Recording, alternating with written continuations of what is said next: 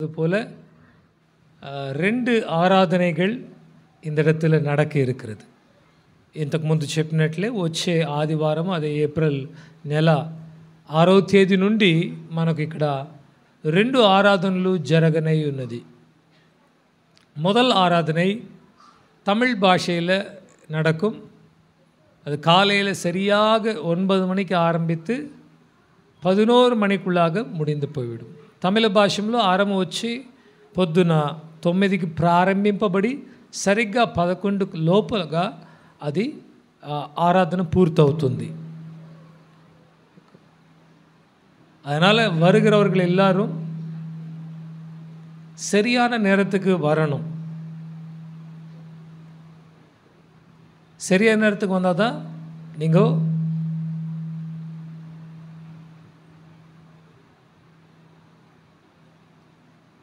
முதல் ஆராதனைக்கு வருகிறவர்கள் 9 மணிக்கு இந்த இடத்துல வந்தால் தான் 11 மணிக்குள்ளே நீங்கள் வீட்டுக்கு திரும்ப முடியும். సో మొట్టమొదటిగా ఫస్ట్ సర్వీస్ తమిళ్ సర్వీస్కి వచ్చేవాళ్ళు సరిగ్గా 9 o'clock ఇక్కడ ఉన్నప్పుడు 11లోగా అయిపోతుంది. 11லிருந்து 11:30க்குள்ளாக அடுத்த ஆராதனையை ஆரம்பிக்கிறதுக்கான ஒழுங்குகள் இந்த இடத்துல செய்யப்படும்.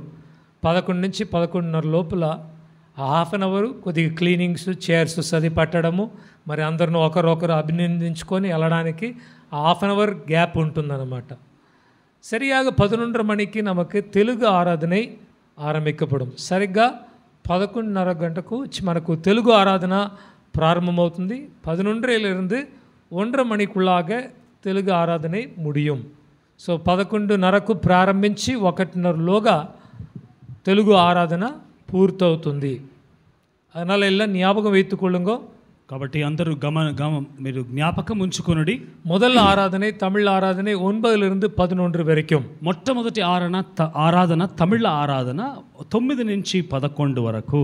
రెండవది ఆరాధனை తెలుగు ఆరాధனை 11:30 మణికి ఆరంభించి 1:30 మణికి முடியும். రెండో ఆరాధన తెలుగు ఆరాధన మరియు 11:30కు ప్రారంభింపబడి 1:30కు అది ముగింపబడును. அப்போ 9 மணிக்கு ஆராதனை என்று சொல்லி நீங்கள் 10:30 மணிக்கு வந்துட்டு 11 மணிக்கு போனீங்கன்னா உங்களுக்கு ஒரு ప్రయోజనము இருக்காது. 9 గంటలకు ఆరాధన అని చెప్పి మీరు జాలీగా మరియు 10:30కు అట్లా వచ్చినారంటే 11 గంటలకు ఆరాధన అయిపోతుంది. మీకు ఎటువంటి ప్రయోజనం ఉండదు. వేణా ఆత్మావే కర్తరి స్తోత్రి சொல்லிட்டு పోలాం.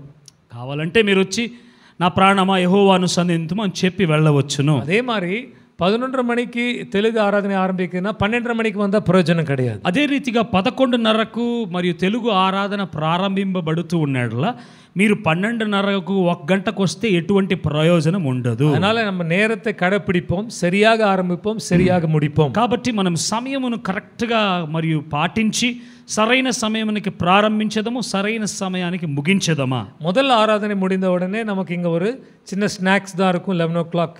మొట్టమొదటి ఆరాధన ముగింపబడిన వెంటనే మనకు చిన్న స్నాక్స్ ఉంటుంది 11 o'clock. రెండవది ఆరాధన முடிஞ்ச உடனே நமக்கு வழக்கம் போல இந்த இடத்துல ஒரு அன்பின் விருந்து இருக்கும். కానీ రెండో ఆరాధన ముగింపబడిన వెంటనే ఈ స్థలములో మరియు ప్రేమపూర్వకమైన ఒక విందు మరియు భోజనం ఉంటుంది.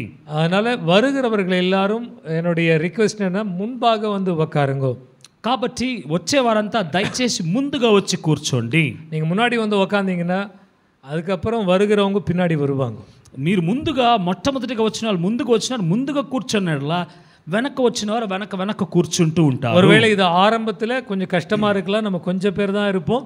ஆனால் நம்ம துதிக்க అనేక ఆత్మகள் వర వాய்ப்பு இருக்கிறது. ఒకవేళ ప్రారంభములో కొద్ది మందే మాత్రమే ఉంటాము, కానీ మనం స్తుతించను అనేకులు వచ్చుటకు ఆస్కారముగా ఉన్నది. ஏன்னா இதுவரைக்கும் நிறைய பேர் தமிழில் பேசுகிறவங்க, தெலுங்குல பேசுகிற குடும்பங்கள் வந்து 2 భాష இருக்கிறதுனால புரியாமல் వెలగి పోయిటాం. కాబట్టి అనేకులు మాకు తెలిసి అనేకులు వచ్చి కుటుంబములుగా వచ్చి మరియు 2 భాషల్లో మాట్లాడటం వలన మీరు చూడండి, పోయిన వారం వచ్చినారు కొందరు, వారు కూడా రాలేకపోయిరి. அது மாத்திரம் இல்லை, நமக்கு நேரம் அதிகமாக எடுக்குது 2 భాషలు பண்ணும்போது. అది మాత్రము కాకుండా మనకు సమయం అత్యధికం అయిపోతున్నది. 2 భాషలు 10 மணிக்கு ஆரம்பித்தாலும் 1:30 వరకు நடக்குது. 10:30కు ప్రారంభిస్తే కూడా 1:30, 1:45 వరకు జరుగుతున్నది. குறைஞ்சது 3 மணி நேரம் எடுக்குது. அவ்வளோ நேரம் ஜனங்களுக்கு பொறுமையாக உட்கார்ந்துக்குள்ள టైం இல்லை. దగ్గర 3 గంటల సేపు టైం తీస్తున్నది. అంతసేపు ఓర్పుతో సహనముతో కూర్చున్నటకు జనులకు అటువంటి మైండ్ సెట్ టైం లేదు. பெங்களூர்ல வந்து 1 மணி நேர ஆராதனை தான் எல்லாம் விரும்புறாங்க. బెంగళూరులో మీరు చూస్తే గంట సేపు 3/4 గంట సేపు ఆరాధనే ఆశపడుతున్నారు అనేకులు. அதுல 15 நிமிஷம் பாட்டு, దాంట్లో 15 నిమిషాల పాటలు, 15 நிமிஷம் ஆராதனை, 15 నిమిషాల ఆరాధన, 5 நிமிஷம் அறிவிப்பு சாட்சி, 5 నిమిషాల సాక్ష్యము ప్రకటన, 10 நிமிஷம் மெசேஜ். அவ்வளவுதான். 10 నిమిషాలు మెసేజ్ అంతే. அப்படிதான் ஜனங்க விரும்புறாங்க. అట్లే జనులు ఆశపడుచున్నారు. சரி, அதனால நம்ம இப்போ 2 ஆராதனை செய்கிறதுனால 2 மணி நேரத்துக்குள்ளாக ஒவ்வொரு ஆராதனையும் முடிக்க முடியும். కాబట్టి మనం 2 ఆరాధనలు చేస్తున్నందువలన 2 గంటల లోపు ఒక్కొక్క ఆరాధన మనము ముగించగలము. அதனால ஞாபகம் வைத்துக் கொள்ளுங்க, வழக்கம் போல 10:30க்கு வந்துடாதீங்க. தெலுங்கு ஆராதனைக்கு வர்றவங்க 11:30க்கு வாங்க. தமிழ் ஆராதனைக்கு வரவங்க 9 மணிக்கு சரியாக இந்த இடத்துல கூடும்படியாக அன்போடு கேட்கிறோம். తమిళ ఆరాధనకు వచ్చేవారు సరిగ్గా 9 గంటలకు ఇక్కడ ఉండండి, అంటే 8:45కే ఉండండి. మరియు తెలుగు ఆరాధనకు వచ్చేవారు సరిగా 11:30కు ప్రారంభింపబడును, 11:15కే ఇక్కడ ఉండండి. இந்த வாரம் நமக்கு பைபிள் ஸ்டடி வெட்னஸ்டே நடக்கும். ఈ వారం 7:30 மணிக்கு మరి బైబిల్ స్టడీ వెడ్నెస్డే 7:30 గంటలకు జరుగును. ఫ్రైడే ప్రైజ్ అండ్ వర్షిప్ 7:30 மணிக்கு நடக்கும். మరియు సాయంత్రం ఫ్రైడే ప్రైజ్ అండ్ వర్షిప్ 7:30 గంటలకు ఉంటుంది. அதுல வந்து நீங்க கலந்து கொள்ளும்படியாக அன்போடு கேட்கிறோம். దాంట్లో వచ్చి మీరు పాలు పంచుకొనవలసిందిగా ప్రేమతో కోరుకుంటున్నాము. இன்னொரு விஷயம், எல்லாருக்கும் இந்த இடத்துல ஆகாரம் இருக்கு, அதனால நீங்க சாப்பிடாம தயவு செய்து போயிடாதீங்க. ఇంకొక విషయం, అందరికి ఆహారము మరియు ఇక్కడ చేయబడి ఉన్నది, మరి దయచేసి తినకుండా వెళ్ళకూడదు. நீங்க சாப்பிடாம போயிட்டீங்கன்னா அதெல்லாம் நஷ்டமா போகுது, அதிகமா இருந்து. మీరు అనేకులు తినకుండా వెళ్ళిపోతున్నారు, అది నష్టమైపోతున్నది అనేక ఆహారము. அதனால தயவு செய்து எல்லாரும் இருந்து புசித்து அன்போடு இருந்து போகும்படியா கேட்டுக்கொள்கிறேன். కాబట్టి దయచేసి అందరు ఇక్కడ ఉండి భుజించి ప్రేమతో వెళ్ళవలసిందిగా కోరుకుంటున్నాను. அப்படியே முடியாத ஒரு சூழ்நிலை உங்களால இன்றைக்கு இருந்து புசிக்க முடியாது, இல்லை கொண்டு போக முடியாது, வேற எங்கேயாவது போறீங்கன்னா முன்பாகவே பின்னாடி தெரிவிச்சிருங்க, இன்றைக்கு நான் வேற இடத்துக்கு போகிறேன், அதனால இன்றைக்கு எனக்கு நான் ఆహారத்தை எடுத்துకొள்ள మాటని சொல்லிடுங்க. ఒకవేళ మీరు ఆహారము ఈరోజు తీసుకున్నట్టు లేదు, మీరు ఎక్కడో వెళ్ళాలి అని మీరు తలంచినట్లా, మీకు అర్జెంట్ వర్క్ ఉన్నట్లా వెనకాల సిస్టర్ అనిత గారు ఉన్నారు, వారి దగ్గర చెప్పండి నాకు ఆహారం వద్దని చెప్పి, అప్పుడు వారు దాన్ని క్యాన్సిల్ చేస్తారు. ஆனால் எல்லாரும் இருந்து புசித்துட்டு போகணும் என்பதுதான் இதனுடைய நோக்கம். కానీ అందరూ ఉండి భుజించి వెళ్ళాలనేదే మా యొక్క మరి ఆశ. அப்பதான் நமக்குள்ள ஒரு ஐக்கியம், ஒரு சந்தோஷம், ஒரு సమాధానத்தை வெளிப்படுத்த முடியும். అప్పుడే మనలోగా ఒక ఐక్యము, ఒక సమాధానము, సంతోషమును మనం బయలుపరచగలము. அப்படியே உங்களுக்கு தெரியும், ఆంధ్రాவில் இப்போ நடந்து கொண்டிருக்கிற தீயை போல పట్టి ఎరిందు కొండిరుக்கிற ప్రచனை.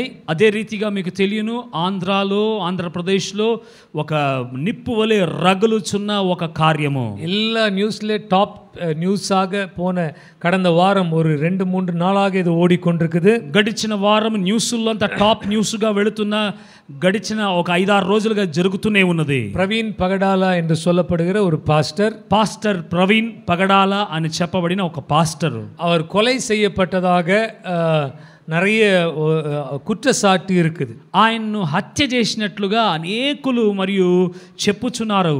அது ஒரு விபத்து மாதிரி தெரியல, யாரோ அவரை வந்து குறி வைத்து அவர் అడిత్తు கொண்டிருக்கிறாங்க என்று தான் சொல்லுகிறாங்க. అదేదో ఒక ఘటన యాక్సిడెంట్ వల్లే కనిపించలేదు, కానీ ఎవరో బాగా కొట్టి ఆయన చంపి ఆయన అక్కడ వేసి ఉన్నారన్నట్లే కనిపిస్తున్నది. எனக்கும் இவர் யாருன்னு தெரியாது, நியூஸ் வந்த பிறகுதான் அவர் யார் என்று கொஞ்சம் வீடியோஸ்லாம் சர்ச் பண்ணி பார்க்க ஆரம்பித்தேன். నాకు కూడా ఆయన ఎవరని తెలియదు, కానీ మరి ఈ న్యూస్ వచ్చిన తర్వాత ఆయన వీడియోస్ అంతా సెర్చ్ చేసి చూచక ప్రారంభించితిని. அவர் கிறிஸ்தவத்தோடைய விசுவாசத்தை மற்ற மதத்தோடு இருக்கிறவங்களிடத்துல போய் விசுவாசத்தை வந்து இதுதான் உண்மை என்று எடுத்து சொல்லக்கூடிய ஒரு ஞானம் படைத்த ஒரு மனிதன். ఆయన క్రైస్తవములో జ్ఞానము కలిగిన వివేకవంతమైన ఒక దేవుని మనిషి. ఆయన ఇతర మతస్థుల దగ్గర ఈయన నిజమైన దేవుడు నిరూపించు ఒక దేవుని మనిషి. அதே போல அவர் சொந்தமாக ஒரு கம்பெனியை வைத்து, சாஃப்ட்வேர் கம்பெனி வைத்து நடத்துகிறார் என்று கூட சொல்லப்படுது. ఆయన సొంతముగా ఒక సాఫ్ట్వేర్ కంపెనీని ఆయన నడిపిస్తున్నాడని కూడా చెప్పబడుచున్నది. அதோடு அவர் சில அநாதை பிள்ளைகளை வளர்த்து అనేక సేవகளை செய்து வருகிறார் என்று కూడా சொல்லப்படுது. దానితో కూడా అనేక అనాథ పిల్లలను ఆయన చేర్చి వారిని ఆదరించి వారికి అన్ని కార్యములు చేస్తున్నాడు, సేవ చేస్తున్నాడని కూడా చూస్తున్నాము. என்ன ஏதோ அவர் இன்றைக்கு இல்லை, ఏదేదో కానీ ఆయన ఈరోజు ఆయన లేదు. அதிகமான வயதும் கிடையாது, 46 வயது தான். అత్యధికమైన ఏజ్ కూడా కాదుగా, 46 ఏండ్లు మాత్రమే. 2 பிள்ளைகள் இருக்கிறாங்க, 2 పిల్లలు ఉన్నారు ఆయనకు. அவங்களுடைய மனைவி இருக்காங்க, ఆయనకు ఒక భార్య ఉన్నది. அவங்களுடைய அந்த ஃபியூனரல்ல கூட அவர்கள் வந்து யார் இதை செய்திருந்தாலும் அவர்களை மன்னிக்கிறோம் என்கிற మన్నిపిన్ செய்தியை வெளிப்படுத்தியிருக்கிறாங்க. మరియు వారి భార్య సతీమణి మరియు పిల్లలు వచ్చి వారు ఆ ఫ్యూనరల్ సర్వీస్లో కూడా ఎవరు దీన్ని చేస్తున్నారో తెలియదు కానీ వారిని క్షమిస్తున్నామని కూడా చెప్పాను. அவங்களுடைய மகள் வந்து எங்க அப்பா போல நானும் ஊழியம் செய்வேன் என்று சொல்லியிருக்காங்க. ఆయన కుమార్తె కూడా నా తండ్రి వలె నేను కూడా సేవ చేస్తాను ఆమె చెప్పి ఉన్నది. ஆனால் அந்த இடத்துல ஒரு சூழ்நிலை சரியில்லாததுக்காக நாம் ஜெபிக்க வேண்டும். కానీ ఆ స్థలములో ఆ స్థితి అక్కడ సందర్భము మరియు సరిగా లేదు కాబట్టి దాని కొరకై ప్రార్థించాలి. అనేక వాలిబர்கள் పోరాటం செய்து கொண்டிருக்கிறாங்க, న్యాయం நடக்கணும் என்று சொல்லி. అనేకులు క్రైస్తవ యవ్వనస్తులు పోరాడుతున్నారు మరియు న్యాయము జరగాలని చెప్పి. இதற்கு பின்பாக தீய சக்திகள் இருக்கக்கூடும். அவர் வந்து சொல்லியிருந்தார், என்னுடைய உயிருக்கு ஆபத்து இருக்கின்ற 1 மாத காலமாக சொல்லி வந்து கொண்டிருந்தார். ఆయన నెల పాటు చెప్తూనే వస్తున్నాడు సోషల్ మీడియాలో, నాకు ప్రాణ హాని ఉన్నదని. దీని వెనకాల కొన్ని చాలా మరియు మోసమైన మరియు మతోన్మాదులు ఉండవచ్చును. அதே போல அவரை கொன்றது பிறகு இப்போது மற்ற சில பாஸ்டர்களுடைய பேர்களில் சோஷியல் மீடியாவில் போட்டு உங்களை தான் நெக்ஸ்ட் டார்கெட் நீங்கள் தான் என்று போட்டு கொண்டிருக்காங்க. ఆయన చంపిన తర్వాత మరియు సోషల్ మీడియాలో టార్గెట్గా వేరే పోస్టులు వేస్తున్నారు, నెక్స్ట్ నువ్వే టార్గెట్ నువ్వే అని చెప్పి. அவங்கெல்லாம் இப்போ வந்து ஒரு ஒரு ஒரு பயத்தில் இருக்கிறாங்க. ஒரு ஒரு பெரிய பிரச்சனை நடந்துட்டு இருக்குது. వారందరూ భయాందోళనలో ఉన్నారు, ఒక పెద్ద సమస్య గొడవ జరుగుతున్నది. எப்பவுமே ஆந்திரா தெலுங்கானால இப்படிப்பட்ட மத கலவரங்கள் உண்டானதில்லை, இந்த முறை உண்டாகி இருக்குது. ఎప్పుడు లేనంతగా ఆంధ్ర తెలంగాణలో మత కలవరము జరిగి ఉండలేదు, ఇప్పుడు అది జరిగి ఉన్నది. அதுக்காக நாம் ஜெபிப்போம். ஆண்டவர் அந்த இடத்துல சமாதானத்தை கொடுத்து யார் அப்படி குற்றவாளிகள் இருந்தால் அவங்களுக்கு பிடிச்சு அவங்களுக்கு கடுமையான శిక్షயை கொடுக்கணும். కాబట్టి మనం ప్రార్థిస్తాము, ఎవరు మరియు హత్య చేసినారు వారిని పట్టుకొని కఠినముగా మరియు శిక్షించాలి, దానికి ప్రభు సహాయం చేయాలి. ஏனென்றால் இதை குறித்து நாம் ஜெபித்து இதை குறித்து பிரயாசப்பட்டு போராடாவிட்டால் இன்றைக்கு அவங்களுக்கு நடக்கிறது நாளைக்கு நமக்கு நடக்கலாம். ఈరోజు మనము దీన్ని చెప్పి ఖండించి మనం పోరాడకపోతే ఈరోజు వారికి జరిగినది రేపు అది మనకు కూడా జరగవచ్చును. ஹிட்லர் காலத்தில் ஹிட்லர் அப்படி ஒவ்வொருத்தரையும் கொன்னும்போது மற்றவங்களாம் சும்மா இருந்தாங்களாம். హిట్లర్ కాలములో ఇతర యహూదులను చంపేటప్పుడు ఇతరులంతా ఊరుకుండ్రి, கடைசி அவங்களையும் கொன்றான். చివరిగా వారిని కూడా వచ్చి వాడు చంపిడి. ஹிட்லர் காலத்தில் அவன் அத்தனை பேரை கொலை பண்ணுகிறதுக்கு காரணம் யாரும் அவனை எதிர்த்து நின்று போராட்டம் செய்யல. హిట్లర్ కాలములో వాడు అంతమందిని చంపుట కారణం ఎవరొక్కరు కూడా హిట్లర్ను ఎదిరించి పోరాడలేదు. కాబట్టి இது மாதிரி சம்பவங்கள் நடக்கக்கூடாது என்று நாம் ஜெபிக்கணும். ఇటువంటి ఘటనలు జరగకూడదని మనం ప్రార్థించాలి. ஆனாலும் நடக்கதான் செய்யும். కానీ జరుగుతూనే ఉంటుంది. ఇది బైబిల్ ప్రాఫెసీ, వేదத்தில் சொல்லப்பட்ட தீர்க்க தரிசனம். ఇది బైబిల్ మరియు ప్రాఫెసీ వేద పఠనంలో చెప్పబడిన ప్రవచన. உங்களில் சிலர் கொலை செய்யப்படுவீர்கள், మీలో కొందరు హతమార్చబడెదరు அப்படி என்று இயேசு கிறிஸ்து தன்னுடைய சீஷரோடு சொன்னது இன்றைக்கு வரைக்கும் உண்மை అని యేసు ప్రభు తమ యొక్క శిష్యులతో చెప్పిన కార్యము ఈ రోజు వరకు అది నిజముగా కనబడుచున్నది. இது இரத்த சாட்சி என்று சொல்லலாம். ఇది హతసాక్షి అని మనము చెప్పవచ్చును. அவங்களுக்காக நம்ம கடைசியா ஜெபிக்கலாம். వారి కొరకు మనం చివరిగా ప్రార్థిస్తాము. இப்போது யாராவது சாட்சி சொல்ல இருந்தா உங்களுடைய சாட்சிகளை முன்பாக வந்து கர்த்தர் உங்களுடைய வாழ்க்கையில செய்த நன்மைகளை சொல்லலாம். ఇప్పుడు ఎవరైనా సాక్ష్యం చెప్పాలనుకుంటే ముందుగా వచ్చి దేవుడు మీ యొక్క జీవితంలో చేసిన మేలులను త్వరగా 1 నిమిషం 2 నిమిషాలు సాక్ష్యం చెప్పాల్సింది కోరుకుంటున్నాం.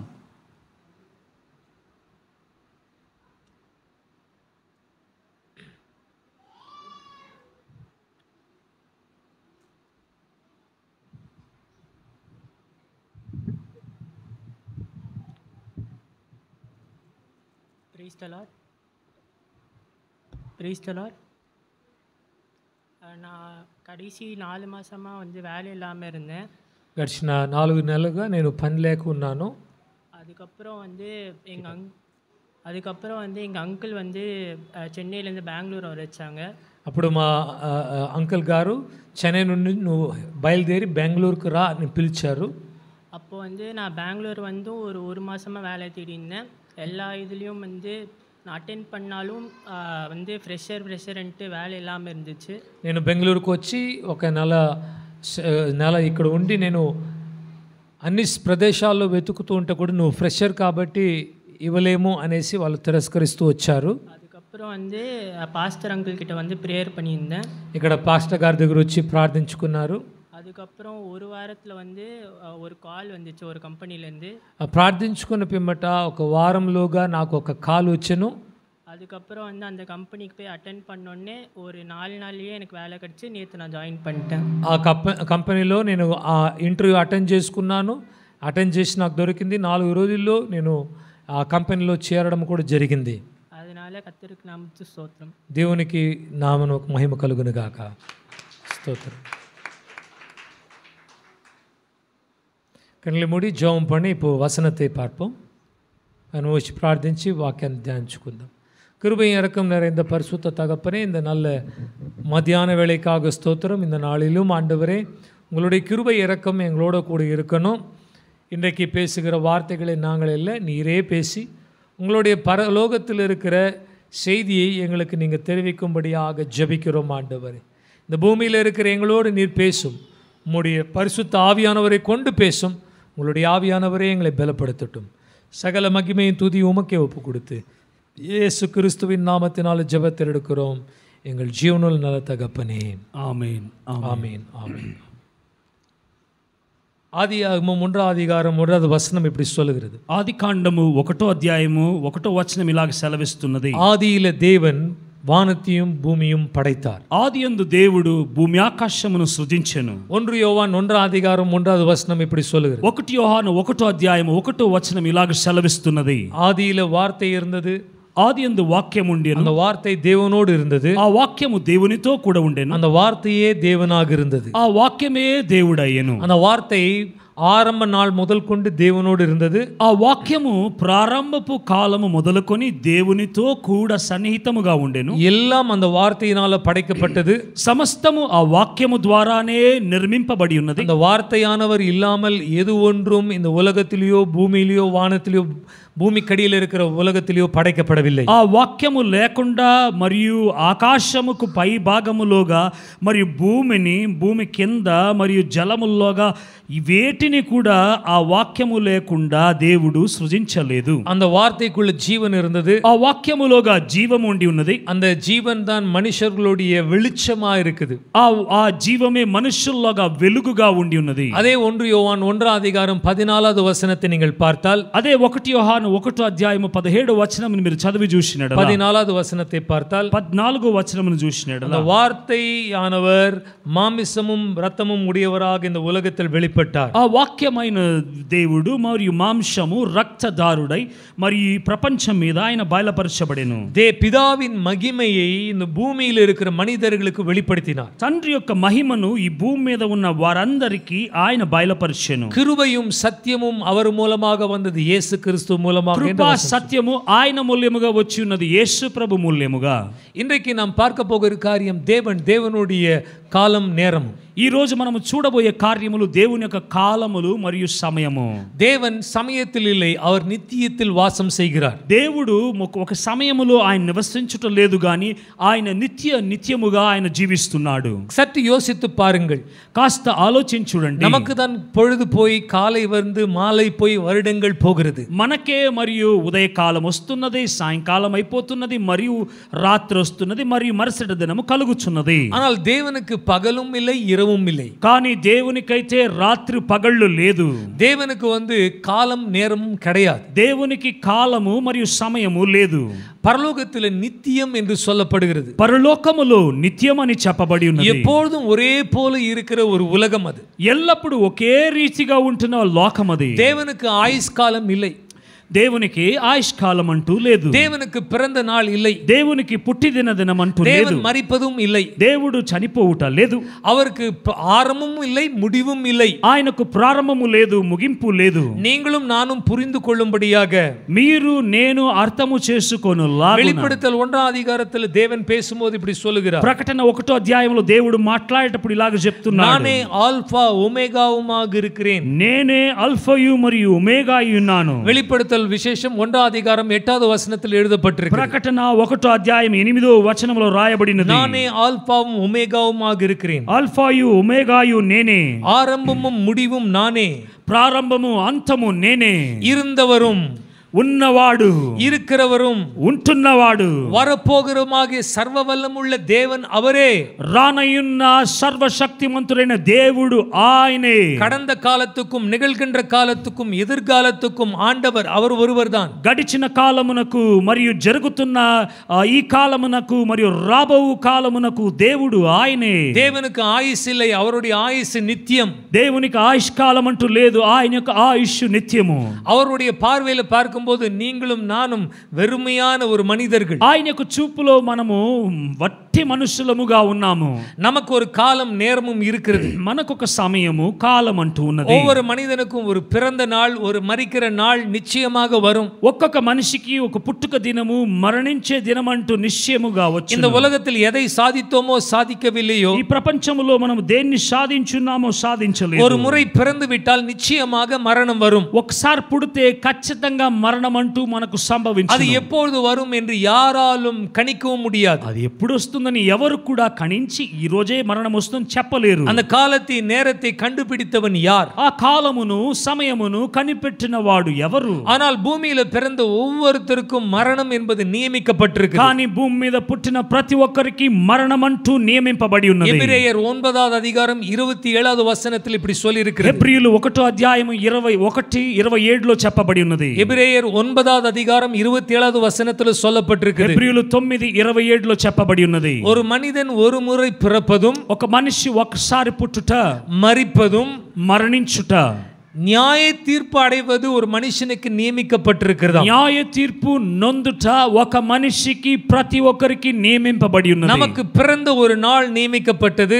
మనకు పుట్టుక దినము ఈ దినమని నియమింపబడి ఉన్నది. நம்மளுடைய இறப்பு நாளை கூட தேவன் அறிந்திருக்கிறார். మనము చనిపోవు దినము ఈ రోజు చనిపోతాడని కూడా ప్రభు ఎరిగి ఉన్నాడు. இங்க அமர்ந்திருக்கிற ஒவ்வொருத்தருடைய மரண நாள், நேரம், அந்த மில்லி செகண்ட் எப்போது என்று பிதாவாகி தேவனுக்கும் இயேசு கிறிஸ்துவுக்கும் ஆவியானவருக்கு தெரியும். ఈ రోజు ఇక్కడ కూర్చుంటున్న మీ అందరి మనందరి యొక్క మరణపు దినము ఎప్పుడు, ఏ రోజు, ఏ గడియ, ఏ సెకండ్ అని కూడా తండ్రైన దేవుడు కరెక్ట్ గా ఎరిగి ఉన్నాడు. ஆண்டவராக இயேசு பிதாவை குறித்து வெளிப்படுத்தினார். ప్రభు ఆయన యేసుక్రీస్తు తండ్రిని గురించి ఆయన బయలుపరిచెను. அவர் சொன்னார், உங்களுடைய தலை மேல் இருக்கிற ஒவ்வொரு முடியும் என்னுடைய தகப்பன் எண்ணி வைத்திருக்கிறார். ఆయన చెప్పెను, నీ తలలో ఉంటున్న ప్రతి ఒక్క వెంట్రుకను ఆయన ఎంచి ఉంచున్నాడు. ஒவ்வொருத்தருக்கும் ஒரு கை ரேகையை கொடுத்திருக்கிறார் ஆண்டவர். ప్రతి ఒక్కరికి చేతుల్లో ఆ యొక్క గీతలను ప్రభు ఇచ్చున్నాడు. ஒருவருடைய கை ரேகை போல மற்றொருவருடைய கை ரேகை இருப்பதே கிடையாது. ఒకరి యొక్క చేతిలో ఉండే మరి ఆ రేఖలు గీతల వలె ఇంకొకరి యొక్క చేతుల్లో ఉండటం లేదు. ஏனென்றால் ஒவ்வொருத்தரும் விசேஷமானவர்களாக, வித்தியாசமானவர்களாக தேவன் படைத்திருக்கிறார். ఎందుకంటే ప్రతి ఒక్కరిని విశేషముగా వ్యత్యాసమైన వారిగా ప్రభు సృజించెను కాబట్టి அவர் நம்மளுடைய காலங்களையும் நேரங்களையும் அறிந்திருக்கிறார். ఆయన మన యొక్క కాలములను సమయమును ఎరిగి ఉన్నాడు. அவர் சர்வ ஞானம் கொண்டவர். ఆయన సర్వ జ్ఞానము కలిగిన వాడు. எல்லாவற்றையும் அறிந்த சர்வேஸ்வரன். సమస్తమును ఎరిగిన సర్వశక్తిమంతుడు. நம்மளுடைய வாழ்க்கையில் இதுவரைக்கும் நடந்தது எல்லாம் அவருக்கு தெரியும். మన జీవితంలో జరిగిన ఇంతవరకు జరిగిన ప్రతి ఒక్క కార్యము ఘటన ఆయనకు తెలియదు. நம்மளுடைய வாழ்க்கையில எந்த ஒரு காரியமும் அவருக்கு மறைவாக இருந்ததே கிடையாது. మన యొక్క జీవితంలో ఏ ఒక్క కార్యము కూడా ఆయనకు మరుగై ఉండటం లేదు. நாம் இருள செய்கிறதை கூட தேவன் வெளிச்சமாக பார்க்கிறார். మనము చీకట్లో రహస్యముగా చేయుట కూడా దేవుడు వెలుతురులో బాహ్యాటముగా ఆయన చూస్తున్నాడు. அவருடைய கண்களுக்கு முன்பாக எல்லாம் திறக்கப்பட்டிருக்குது. ఆయన యొక్క నేత్రములకు ముందుగా అన్నీ తెరవబడి ఉన్నది. யாரும் தேவனை ஏமாற்ற முடியாது. ఎవ్వరొక్కరు కూడా దేవుణ్ణి ఏమార్చలేరు. எவ்வளவு ஞானம் உள்ளவர்கள் கூட தேவனை ஏமாற்ற முடியவே முடியாது. జ్ఞానులైన పండితులైన దేవుణ్ణి ఏమార్చలేరు. அவருக்கு ஒரு புஸ்தகம் இருக்கிறது. அந்த புஸ்தகத்தில், ஞாபக புஸ்தகத்தில் அவர் எழுதி கொண்டே இருக்கிறார். ఆయనకు ఒక పుస్తకం అంటూ ఉన్నదండి. అది జ్ఞాపక పుస్తకము. దాంట్లో ఆయన ప్రతి ఒక్కటి రాస్తూనే ఉన్నాడు. உங்களுடைய வாழ்க்கையில, என்னுடைய வாழ்க்கையில செய்கிற நன்மையும் தீமையும் அந்த புத்தகத்தில் எழுதப்படுகிறது. మీ యొక్క జీవితంలో, నా యొక్క జీవితంలో చేసే ప్రతి ఒక్క మేలును కీడును ఆ పుస్తకములో ఆయన రాసి మరి ఉంచున్నాడు. అనుదినமும் எழுதி கொண்டிருக்கிறார். ప్రతిరోజు రాస్తూ ఉన్నాడు. மலாக்கி 3வது அதிகாரம் 16வது வசனத்தில் சொல்லப்பட்டிருக்கு. మలకి 3వ అధ్యాయము 13వ వచనములో చెప్పబడి ఉన్నది. மலாக்கி 3வது அதிகாரம் 16வது வசனத்தில் சொல்லப்பட்டிருக்குது. మలాకి 3:16లో చెప్పబడి ఉన్నది. கர்த்தருக்கு பயந்தவர்கள் ஒருவரோடு ஒருவர்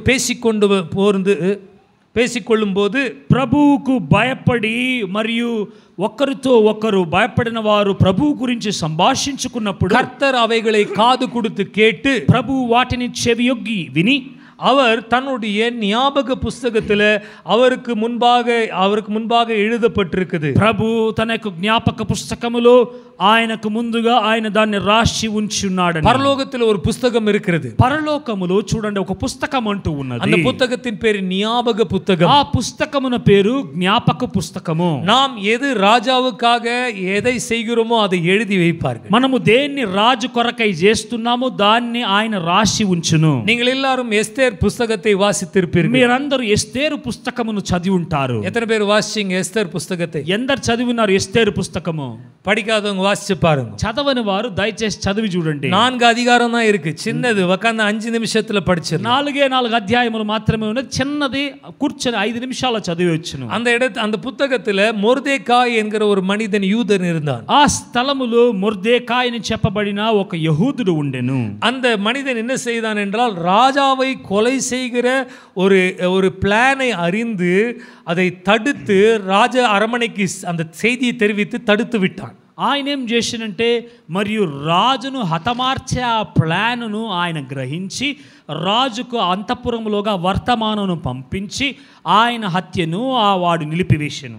அந்த காலத்தில் ராஜாவுக்கும் ராஜ்யத்துக்கும் ஏதாவது ஒரு நல்ல விஷயத்தை செய்தால் ఆ కాలములో రాజుకో మరియు వేతరులకో ఒక మంచి విషయం చేసినాడలా அரசாங்கத்தில் அவங்களுடைய ராஜ அரமனையில் ஒரு புஸ்தகம் இருக்கும். அந்த புஸ்தகத்திலே அது எழுதி வைப்பாங்க. இன்னார் இந்த நாள் இப்படி செய்தார்கள் என்று எழுதி வைப்பார்கள். ప్రభుత్వము మరియు రాజు యొక్క అంతఃపురములో ప్రభుత్వములో ఒక పుస్తకం ఉంటుంది. ఆ పుస్తకములో ఈ మనిషి ఈ రోజు ఈ సమయమునందు ఇటువంటి మంచి కార్యమును చేసి రాసి ఉంచుతారు. அதே போலதான் மொர்தெகாய் செய்த இந்த நல்ல காரியத்தை கூட அந்த புஸ்தகத்தில் எழுதி வைத்திருந்தார்கள். అదే రీతిగా మొర్దెకాయి చేసిన మంచి కార్యములను కూడా ఆ పుస్తకములో రాసి ఉంచిరి. ஆனால் ராஜா பல நாட்களாக அந்த புத்தகத்தை பார்க்கவில்லை. కానీ రాజుగారు పలు దినములుగా ఎన్నో రోజులైపోయినది ఆ పుస్తకమును చూడలేదు. ஒரு நாள் இரவு அவர் உட்கார்ந்து கொண்டு அந்த புத்தகத்தை கொண்டு வாப்பா என்று சொன்னார். ఒక రోజు రాత్రి వేళ ఆయన కూర్చొని ఆ పుస్తకమును తీసుకురా నాయనా அப்படி என்று புரட்டி பார்த்தார். అట్లా తరిచి దాన్ని మరియు కదుపుతూ చూస్తూ அதில் எழுதப்பட்டிருக்குது மொர்தெகாய் ராஜாவுடைய உயிரை காப்பாற்றி இருக்கிறார். దాంట్లో రాయబడి ఉన్నది మొర్దెకాయి రాజుగారి యొక్క ప్రాణములను కాపాడెను. கேட்ட உடனே அங்க இருக்கிற வேலைக்காரங்களை கூப்பிட்டார். వెంటనే అక్కడున్న పని మనుషులను పిలిచాను. கூப்பிட்டு கேட்டார், இந்த மொர்தெகாயை நீங்க ஏதாவது ஒரு நல்ல காரியத்தை கொடுத்து அவரை சன்மானம் செய்தீர்களா என்று கேட்டார். ఈ మొర్దెకాయికి ఏదైనా ఒక మంచి కార్యమునిచ్చి వారికి మరియు బహుమతిని ఇచ్చెదరా అని చెప్పాను. పిల్లల్ని గమ్మున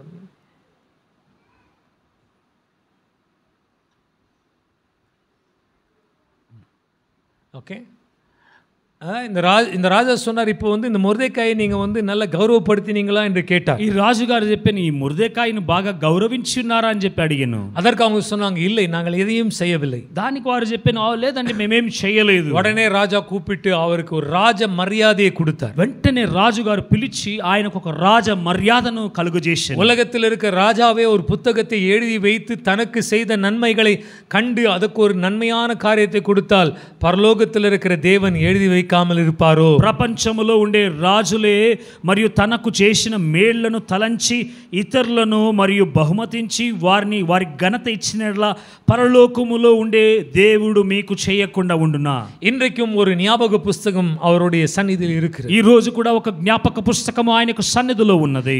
வேற ஒரு புத்தகம் இருக்குது, இது ஜீவ புஸ்தகம். వేరొక పుస్తకం ఉన్నది, ఆ పుస్తకాని పేరు జీవ పుస్తకము. என்றைக்கு நாம் ரட்சிக்கப்பட்டு ஆண்டவருக்குள்ள வருகிறோமோ அன்றைக்கு பரலோகத்தில் உங்களுடைய பெயரை ஜீவ புஸ்தகத்துக்குள்ளாக ஆண்டவர் எழுதுவார். ఏ రోజు మనం రక్షింపబడి దేవునిలోగా వస్తామో ఆ రోజు మన యొక్క పేర్లు జీవ పుస్తకములో రాయబడును. கடைசியில நியாய தீர்ப்பு நாள்ல எல்லா மனுஷர்களும் தேவனுக்கு முன்பாக நிற்பார்கள். చివరిగా న్యాయ తీర్పు దినమునందు ప్రపంచములో ఉండే సమస్త మనుషులు ఆయనకు ముందుగా నిలబడును. அந்த వరుసையில முதல் ஆதாம் தான் நிற்பார். ఆ యొక్క రోలో మొట్టమొదటిగా అదామే నిలబడును. அதுக்கு பிறகு ஏவாள், దాని తర్వాత అవ్వ, அதுக்கு பிறகு கயீன், ஆபேல் எல்லாரும் நிற்பார்கள். దాని తర్వాత కయీను, హేబేలు అందరూ నిలబడెదరు. நம்மளுடைய ஸ்தானத்துக்கும் காலத்துக்கும் தகுந்த மாதிரி நாமும் நிற்போம். మన యొక్క స్థానానికి కాలానికి తగ్గట్టుగా మనం వెనక అక్కడ నిలబడి ఉంటాము. கடைசி மனிதன் இந்த உலகத்துல மரித்து யார் போகிறாங்களோ அவர்கள் வரைக்கும் எல்லோரும் நிற்பார்கள். చివరి దాకా ఈ ప్రపంచములో పుట్టిన మనిషి, చివరిగా పుట్టిన మనిషి, చనిపోయిన మనిషి, వీరందరూ కూడా చివరి దాకా వారు నిలబడతారు. தேவாதி தேவனுடைய மகா பெரிய సింహాసనం அந்த இடத்துல வைக்கப்பட்டதாக வசனம் சொல்லுது. దేవాతి దేవుని యొక్క మహా గొప్ప సింహాసనము ఆ స్థలములో ఉంచబడినట్లుగా చెప్పబడి ఉన్నది. அதன் பேர் வெள்ளை சிங்காசனம். ఆ సింహాసనం పేరు తెల్ల సింహాసనము. அதன் மேல ராஜாவாக நியாயாதிபதியாக உட்காருகிறது தேவனாகிய பிதா கிடையாது, இயேசு கிறிஸ்து தான் உட்கார போகிறார். దాని మీద రాజుగా న్యాయాధిపతిగా కూర్చుండే వాడు మరియు తండ్రైన దేవుడు కాదు గాని కుమారుడైన యేసు ప్రభువే. இன்றைக்கு எப்படி ரட்சிப்பை இயேசு கிறிஸ்து மூலமாக தேவன் கொடுத்தாரோ, ఈ రోజు ఎట్లా రక్షణను యేసు ప్రభు మూల్యముగా మనకు అనుగ్రహించెను, அதே போல தேவனாகிய பிதா தன்னுடைய குமாரனுக்கு எல்லா நியாய தீர்ப்பை கொடுத்திருக்கிறார். అదే రీతిగా తండ్రి తన యొక్క కుమారునికి సమస్త న్యాయ తీర్పును అప్పగించెను. యోవాన్ 5వ అధికారం 22వ వచనం, యోహాను 5వ అధ్యాయము 22వ వచనము, பிதா ஒருவரையும் நியாய தீர்ப்பது கிடையாது. తండ్రి ఎవరొక్కరిని గాని న్యాయ తీర్చుట లేదు. ஆனால் அவர் சகல நியாய தீர்ப்பையும் தன்னுடைய குமாரனாகிய இயேசு கிறிஸ்து கொடுத்திருக்கிறார். కానీ ఆయన సమస్త న్యాయ తీర్పును తన యొక్క కుమారుడైన యేసు ప్రభు యొక్క చేతిలో అప్పగించెను. தேவனாகிய பிதா சொல்கிறார், நான் ஒருவனும் நியாய தீர்க்க மாட்டேன். తండ్రైన దేవుడు చెప్తున్నాడు, నేను ఎవరిని గాని న్యాయ తీర్చెను. யார் பரலோகத்துக்குள்ள வரணும் நரகத்துக்குள்ள வரணும் நான் யோசிக்க மாட்டேன். ఎవరు పరలోకములోగా రావాలి, నరకములోగా వెళ్ళాలని నేను న్యాయ తీర్చెను. என்னுடைய குமாரனாகிய இயேசு அவர்தான் நியாய தீர்ப்பு செய்து யார் உள்ள வரணும் உள்ள வரக்கூடாதுன்னு சொல்ல போறது இயேசு. నా యొక్క కుమారుడైన యేసు ప్రభు ఆయనే న్యాయ తీర్చును, ఎవరు లోపల రావాలి పరలోకములోగా, ఎవరు నరకములోగా వెళ్ళాలని. இன்றைக்கு அன்பாக நாம் பார்த்து கொண்டிருக்கிற இயேசு கிறிஸ்து, ఈ రోజు ప్రేమ స్వరూపిగా మనము చూస్తున్న అదే యేసు ప్రభు. அவருக்கு வேறு ஒரு முகம் இருக்கிறது. ఆయనకు వేరొక ముఖం ఉన్నది. அவர் கோபத்தோட வைராக்கியத்தோடு எழும்புகிற காலம் அது. ఆయన కోపముతో వైరాగ్యముతో లేచే కాలం అది. ஒருவேளை இன்றைக்கு உலகத்தில் நடக்கிற அநியாயங்களை கண்டு தேவன் சும்மா இருக்கிறது போல இருக்கும். ఒకవేళ ఈ ప్రపంచములో జరిగే అన్యాయములను చూస్తుంటే దేవుడు ఏమండి ఊరుకుంటున్నాడు అన్నట్లుగా మీకు అనిపించును. ஆனால் தேவனுக்கு ஒரு நேரம் இருக்கு, நியாய தீர்ப்பு நாள் என்கிற ஒரு நாள் இருக்கிறது. కానీ దేవునికి ఒక సమయం ఉన్నది, ఒక లెక్క ఉన్నది, న్యాయ తీర్పు దినమనే ఆ దినం ఉన్నది. இந்த உலகத்திலே அவர்கள் நியாய தீர்க்கப்பட்டால் அவங்களுக்கு நல்லது. ఈ ప్రపంచములోనే వారిని ప్రభువు బాది వారు న్యాయ తీర్చబడినేట్లా అది మిక్కిలిగా వారికి మంచిది. ஆனால் அநேக துன்மார்க்கர்கள் இந்த உலகத்தில் சந்தோஷமாக தான் வாழ்கிறார்கள். కానీ అనేక దుర్మార్గులు ఈ ప్రపంచములో సంతోషముగా జులాయిగా జీవిస్తున్నారు. எத்தனை கொலைகள் செய்து கூட அவங்க தப்பித்து கொண்டவர்களாக உலகத்தில் சுத்தி கொண்டிருக்கிறார்கள். ఎన్ని హత్యలు చేసినప్పటికీ వారు తప్పించుకొని బాగా చక్కగా ఈ లోకములో తిరుగుతున్నారు. தவறே செய்யாதவன் ஜெயில்ல உட்கார்ந்திருக்கிறான். తప్పిదము చెయ్యని వాడు ఈ రోజు జైల్లో కూర్చుంటున్నాడు. குற்றவாளியை நல்லவனாகவும் நல்லவனை குற்றவாளியாக இந்த உலகம் காண்பித்துக் கொண்டிருக்கிறது. తప్పిదము చేసిన వాడిని మంచివాడిగాను, మంచివాడిని తప్పు చేసిన వాడిగాను ఈ ప్రపంచము మరియు చూపిస్తున్నది. ஆனால் நியாய தீர்ப்பு நாளில் நீதியை செய்யும்படியாக நீதி உள்ள ராஜா வருகிறார். కానీ న్యాయ తీర్పు దినమునందు నీతిని చెయ్యులాగున న్యాయ తీర్చుటకు రాజు వస్తున్నాడు. அவர் சரிக்கு சரி பல்லுக்கு பல் கண்ணுக்கு கண் என்கிற அந்த வசனங்கள் நிறைவேறும். ఆయనకు సరికి సరి మరియు పంటికి పళ్ళు కంటికి కన్ను అని చెప్పబడిన ఆ కార్యములు చక్కగా అక్కడ నెరవేర్చబడును. ஒருவேளை இன்றைக்கு கிருபையின் காலம் என்று தேவன் இரக்கத்தோடு பொறுத்து கொண்டிருக்கலாம். ఒకవేళ ఇది కృప కాలము కాబట్టి దేవుడు ఓర్పుతో సహనముతో కోపముతో కనిపెడుతూ ఉండవచ్చు, ஆனால் எப்போதும் இப்படி இருக்க மாட்டார். కానీ ఎల్లప్పుడూ అలాగే ఉండబోడు. தேவனுக்கு வேறு ஒரு முகம் இருக்கிறது. దేవునికి ఇంకొక ముఖం అంటూ ఉన్నది. அந்த முகத்தை பார்த்து யாரும் வாழ முடியாது. ఆ ముఖమును ఎవరైనా చూసినట్ల వారు చనిపోతారు, సజీవులుగా ఉండలేరు. మోసే కేட்டார். మోషే అడిగెను, ஆண்டவரே உங்களுடைய முகத்தை நான் பார்க்க வேண்டும். ప్రభువా మీ ముఖమును నేను చూడాలి. ஆண்டவர் சொன்னார், என்னுடைய முகத்தை பார்த்து ஒருவனும் பிழைப்பதில்லை. ప్రభు చెప్పెను, నా ముఖమును చూసి ఒక్కడు కూడా బ్రతికినట్లు లేదు. நான் நடந்து வரும்போது என்னுடைய கைகளை வைத்து உன்னுடைய கண்களை மறைத்து என்னுடைய பின்பாகத்தை உனக்கு நான் காண்பிப்பேன் என்று கர்த்தர் சொன்னார். నేను నడుచుకుంటూ వస్తున్నప్పుడు నీ యొక్క కళ్ళను నా చేతుల ద్వారా కప్పి మరియు నా ముఖమును నువ్వు చూడక నా యొక్క వెనుక భాగమును నువ్వు చూచులాగున నేను చేస్తానని ప్రభు సెలవిచ్చాడు. தேவனுடைய முன்பாகம் முகமும் அவருடைய முதுகும் எதை குறிக்கிறது? దేవుని యొక్క ముందు భాగము ఆయన యొక్క వీపు దేన్ని సూచిస్తున్నది? எப்போது யோசிச்சு பாத்தீங்களா? ఎప్పుడైనా ఆలోచన చూస్తున్నారా? அவருடைய பின்பாகம் அவருடைய அன்பு, இரக்கம், சமாதானம், சந்தோஷம், நீடிய பொறுமை, அன்பு எல்லாவற்றையும் காண்பிக்கிறது அவருடைய பின்பாகம். ఆయన యొక్క వెనక భాగము వీపు దేన్ని సూచిస్తుందంటే ఆయన యొక్క ప్రేమ, జాలి కలిగిన గుణము, సమాధానము, సంతోషము, నెమ్మది వీటన్నిటిని సూచిస్తున్నది. ஆனா அவருடைய முகம், அவருடைய முன்பாகம் அவருடைய கோபத்தையும் வைராகியத்தையும் அவருடைய நியாய தீர்ப்பையும் அவருடைய అగ్నిயை குறிக்கிறது.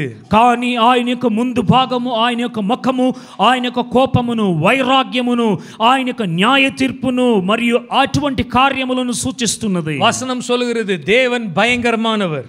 వాక్యము సెలవిస్తున్నది దేవుడు భయంకరమైన వాడు. அவருடைய கைகளில் விழுகிறது ஆபத்தான காரியம். ఆయన యొక్క చేతుల్లో ఒక మనిషి పడుట మిక్కిలి ఆపద కలిగిన విషయము. ఎబ్రేయర్ 10వ అధ్యాయం 30వ వచనத்தை பாருங்கள். హెబ్రీలు 10వ అధ్యాయము 30వ వాక్యమును చదివి చూడండి. ఓ ఆండవర్ சொல்லுகிறார், ఇదిగో ప్రభు సెలవిస్తున్నాడు, நான் தான் న్యాయ తీర్పు செய்கிற தேவன், నేనే న్యాయ తీర్పును చేసే దేవుణ్ణి. நமக்கு விரோதமாக எதிர்த்து நிற்கிறவர்களை போராடுகிறவர் அவர்தான். మనకు విరోధముగా ఎదిరించి నిలబడు వారికి విరోధముగా పోరాడువాడు ఆయనే. தேவன் எல்லோரையும் நியாய தீர்ப்பார். దేవుడు అందరినీ న్యాయ తీర్చును. தேவன் உங்களையும் நியாய தீர்ப்பார், என்னையும் நியாய தீர்ப்பார். దేవుడు మిమ్మల్ని న్యాయ తీర్చును, నన్ను న్యాయ తీర్చును. யாருக்கும் எந்த விதமான இரக்கத்தை அன்றைக்கு காண்பிக்க மாட்டார். దేవుడు ఎవరికి గాని ఈయనకు పర్వాలేదే, ఈయన కాస్త తక్కువ న్యాయ తీర్పని ఆ కనికరమును దేవుడు ఆ రోజందు ఎవరికి చూపించాడు గాని. ఎబ్రేయర్ 10:31 వచనం சொல்கிறது, హెబ్రీయులు 10:31 లాగా సెలవిస్తున్నది, it is a fearful thing to fall into the hands of the living God.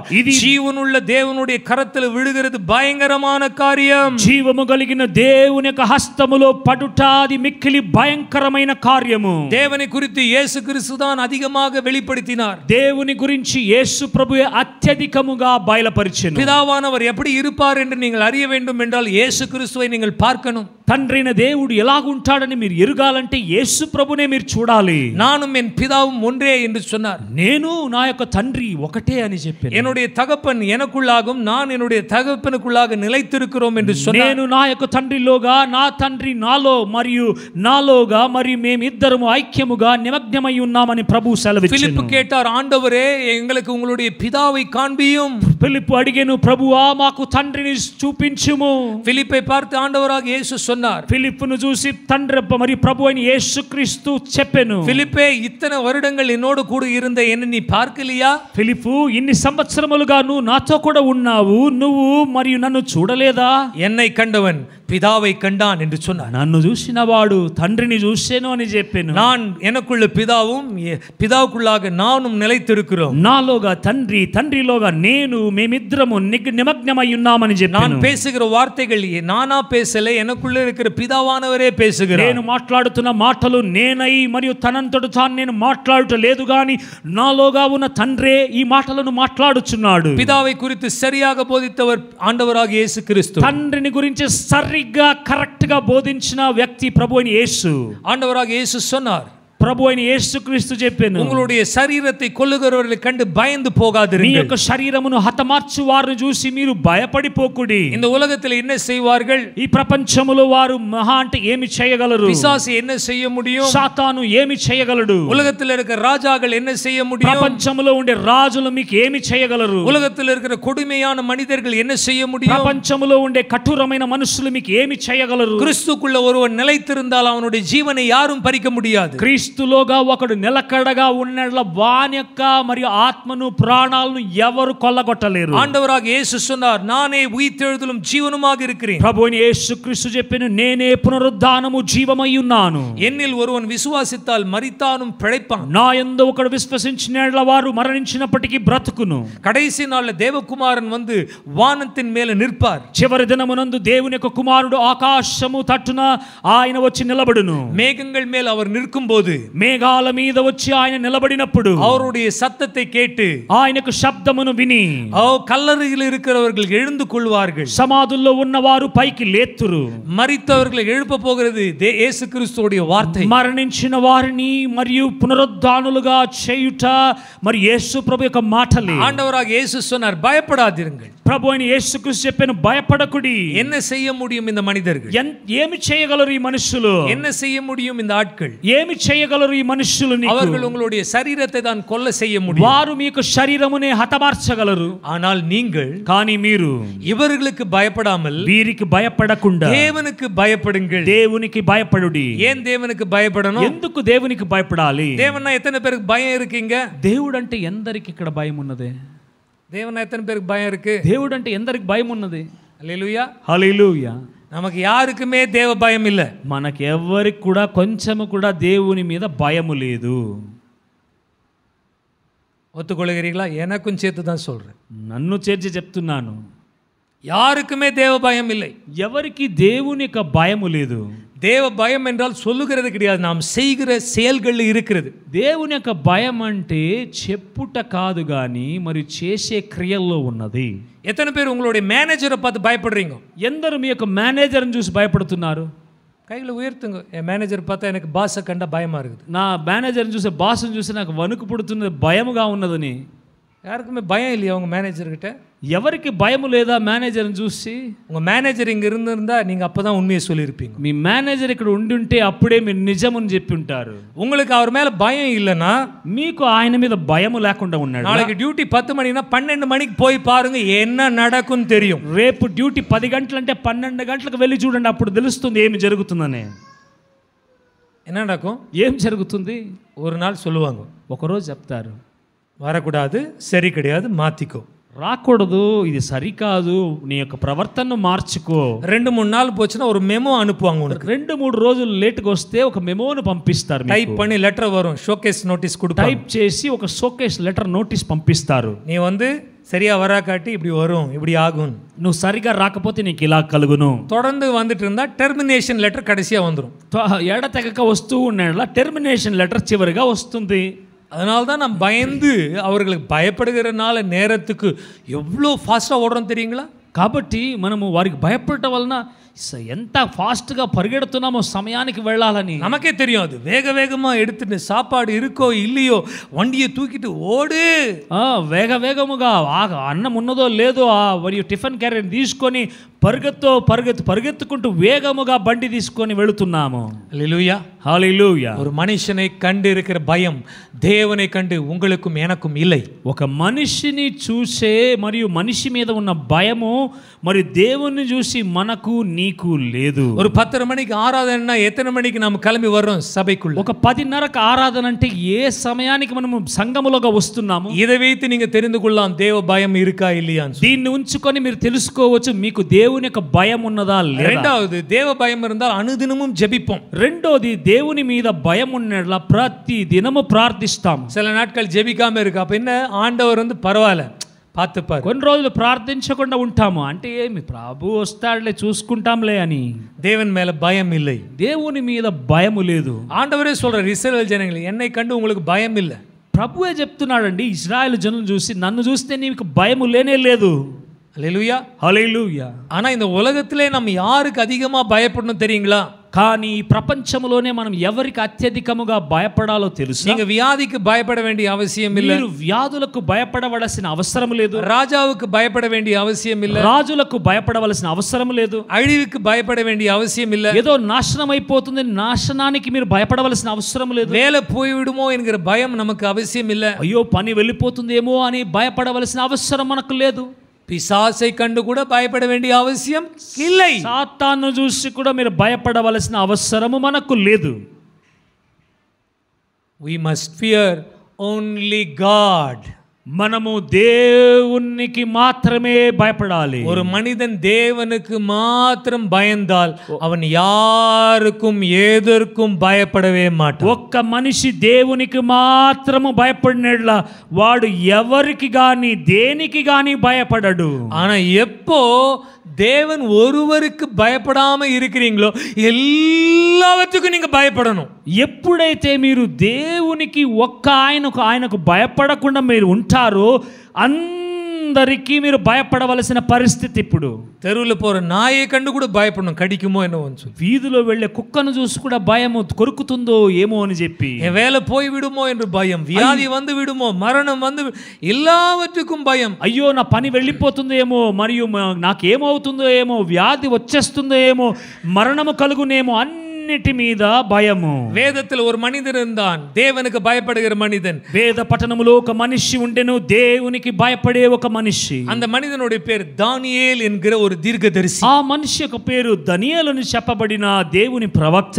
அந்த உலகத்திலேயே அந்த காலங்களில் இருந்த ஒரு பொல்லாத ராஜா నెబుకద్నెజర్. ఆ కాలములోనే మరియు ఆ దేశములో ఉన్న భయంకరమైన ఒక రాజు నెబుకద్నెజర్. பாபிலோனியன் ராஜ்யத்தை அரசாண்ட ஒரு பெரிய ராஜா. బబులోను రాజ్యమును ఏలుబడి చేసిన భయంకరమైన మహా చక్రవర్తి. அந்த నెబుకద్నెజర్ ஒரு கட்டளையை கொடுத்தார். ఆ నెబుకద్నెజర్ ఒక ఆజ్ఞను ప్రకటించెను. அவர் சொன்னாரு, யாரும் 30 நாள் இனி எந்த தேவனையும் வணங்க கூடாது. ఆయన చెప్పెను, ఇక 30 రోజులు ఎవరొకరు గాని ఏ ఒక్క దేవుణ్ణి గాని కొలవకూడదు. ராஜாவையே தேவனாக ஏற்றுக்கொள்ளணும். రాజైన నన్నే మీరందరూ దేవునిగా అంగీకరించాలి. யாராவது அப்படி தப்பித்தவரி வேற ஏதாவது ஒரு தேவனை அந்த காலத்தில் அவன் தொழுது கொண்டால், ఎవరైనా లేకుండా తెలియకుండా ఎవరైనా ఒక దేవుణ్ణి కొలిచినడలా அவனை சிங்க கவில போட்டு பசியாக இருக்கிற சிங்கத்துக்கு இரையாக கொடுப்போம் என்று சொன்னார். సింహపు బోనులోగా వేసి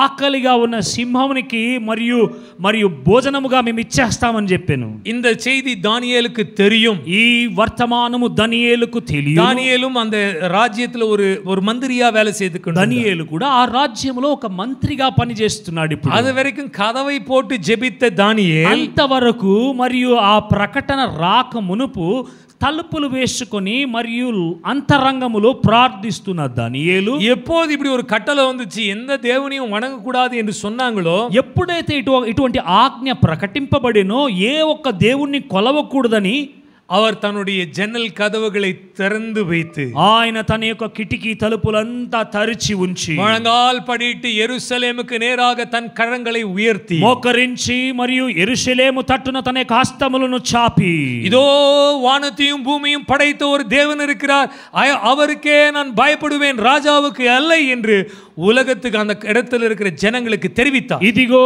ఆకాశమును భూమిని సృజించిన ఒక దేవుడున్నాడు, ఆ ఇశ్రాయేలు దేవుడు, ఆయనకే నేను భయపడతాను తప్ప వేరెవరికి భయపడని అందరికీ ప్రకటించాను. காலைவேளை ஒரு விஷயத்தை சொல்ல விரும்புகிறேன். இந்த வேதத்தில் இருக்கிறவர்கள் சிங்கத்தை போல தைரியம் உள்ள நீதிமான்கள். ఈ ఉదయకాలమునందు ఒక విషయమును చెప్పుటకు నేను ఆశించుచున్నాను. ఈ వేద పట్టణములో ఉన్న వ్యక్తులంతా సింహము వలె ధైర్యముగా ఉన్న దేవుని యొక్క జనులు. அந்த சந்ததியாக இருக்கிற நாமும் ఈ సంగతి పోల ధైర్యం உள்ளவர்களாக இருக்க வேண்டும். ఈ సంతతికి కలిగిన మనము కూడా సింహము వలె ధైర్యముగా ఉండవలెను. அவர் தன்னுடைய கரங்களை விரித்து முழங்கால் படிட்டு வானத்தையும் பூமியும் உண்டாக்கின தேவனை தொழுது கொண்டார். ఆయన చేతులు పైకెత్తి మోకరించి ఆకాశమును భూమిని సృజించిన ఆ దేవుణ్ణే కొలిచెను. அதே மாதிரி பிடிச்சு அவரை సింగத்தின் గెవికుள்ள పోటాంగ. అదే రీతిగా చూచి ఈయన ప్రార్థిస్తున్నాడని ఆయన పట్టుకొని తీసుకెళ్లి సింహపు బోనులో పడేసెను. దానియేల్ దేవునికి பயந்ததுனால, దానియేలు దేవునికి భయపడినందువలన సింగத்தை கண்டும் பயப்படவில்லை, రాజాவை கண்டும் பயப்படவில்லை. సింహాన్ని చూసి కూడా భయపడలేదు, రాజును చూసి కూడా భయపడలేదు. దానియేలు பார்த்து సింగంலாம் నడుంగి భయందు ఉకాందిருக்கு. దానియేలును చూసిన తరువాత మరి ఈ సింహం అంతా భయపడిపోయి వణుకుతూ అక్కడ వెళ్ళి మూలలో కూర్చునేను. హల్లెలూయా, హల్లెలూయా. దేవునికి நாம் பயந்தால், దేవునికి ఆయనకు ఒక్కడికి మాత్రమే మనం భయపడినడలా நம்மை கண்டு ஜனங்கள் பயப்படுவார். మనల్ని చూసి జనులు భయపడును. உங்களையும் என்னை கண்டு ராஜாக்கள் பயப்படுவார்கள். మిమ్మల్ని నన్ను చూసి రాజులు భయపడును. ஒரு காலத்தில் மோசே பயந்து எகிப்திலிருந்து மீதியானுக்கு ஓடினார். ఒక కాలమునందు మోషే జనులను రాజును చూసి భయపడి ఐగుప్తు నుంచి మిదియాను దేశమునకు వెళ్ళెను. 40 வருட காலமாக ஆடுகளை மேய்த்து கொண்டிருந்தார். 40 సంవత్సరపు కాలము మరి గొర్రెలను మేపుతూ ఉండెను. அவங்களுடைய மாமனாராகிய எத்ரோவோடு அவர் நிவாசம் செய்து அவங்களுடைய குமார்த்தியை திருமணம் செய்து அந்த இடத்துல வாழ்ந்து கொண்டிருந்தார். వారి యొక్క మామగారైన ఎతిరో మరియు వారి కుమార్తెను వివాహమాడి ఆ స్థలములో ఆయన నివసిస్తూ ఉండెను. ஏன் வந்தார்? எகிப்திலிருந்து பயந்து ஓடி வந்தார். ఎందుకు వచ్చెను? ఐగుప్తు నుంచి భయపడిపోయి పరిగెత్తుకుంటూ వచ్చెను. இப்ப காலம் முடிந்தது, ஆண்டவர் பார்த்து பேசினார். ఇప్పుడు కాలము సమాప్తాయను, దేవుడు ఆయన చూసి మాట్లాడెను. మోసే சொன்னார், நீ போ, எகிப்துக்கு போ. మోషే చెప్పెను, నువ్వు వెళ్ళుము ఐగుప్తులోగా. மோசே ஃபாரோவுக்கு முன்பாக நின்று கொண்டு கர்த்தராகிய தேவனுடைய நாமத்தினால வந்திருக்கிறேன் என்று சொன்னார். మోషే ఫరోకు ముందుగా నిలబడి ఇదిగో ప్రభు అయిన దేవుని యొక్క నామమునందు వచ్చి ఉన్నానని చెప్పెను. அவன் சிரித்தான், వాడు నవ్వెను. பாம்பை போட்டார் மோசே, கோலை போட்டார், பாம்பா மாறிது. మరియు ఆ యొక్క కర్రను, చేతి కర్రను విసిరేసెను, అది పాముగా మారిపోయెను. మంత్రవాదిகளும் போட்டாங்க, அதுவும் பாம்பா மாறிச்சு. మంత్రికులు కూడా విసిరేసెను కర్రలను, అది కూడా పాముగా మారి. ஆனா மோசேயின் இந்த சர்ப்பம் போய் மற்ற சர்ப்பங்கள் எல்லாவற்றையும் விழுங்கி போட்டது. కానీ ఈ మోషే యొక్క సర్పము ఇతర సర్పములన్నిటినీ మింగివేసెను. அப்படி ஒவ்வொரு வாதையும் மோசே இஸ்ரவேல் அந்த எகிப்து மேல கொண்டு வரும்போது అటువంటి ఒక్కొక్క మరియు అటువంటి మరియు ఆ తెగుళ్ళు మరియు మోషే ఇజ్రాయేలు జనుల మీద మరియు ఐగుప్తు జనుల మీద తెచ్చినప్పుడు மோசேயை கண்டு ராஜ அரண்மனையில் இருக்கிறவங்க ஐயோ மோசே வந்துட்டாரு பயப்பட ஆரம்பிச்சாరు. మోషేను చూసి మరియు రాజు అంతఃపురములో ఉండేవారు అయ్యో ఇదిగో ఇప్పుడు మోసే వచ్చినాడని వణుకుతూ భయపడెను. யோசிச்சு பாருங்க, மோசே ஒருத்தர் வரும்போது அவ்வளோ பெரிய ராஜ்யம் பயப்படுது.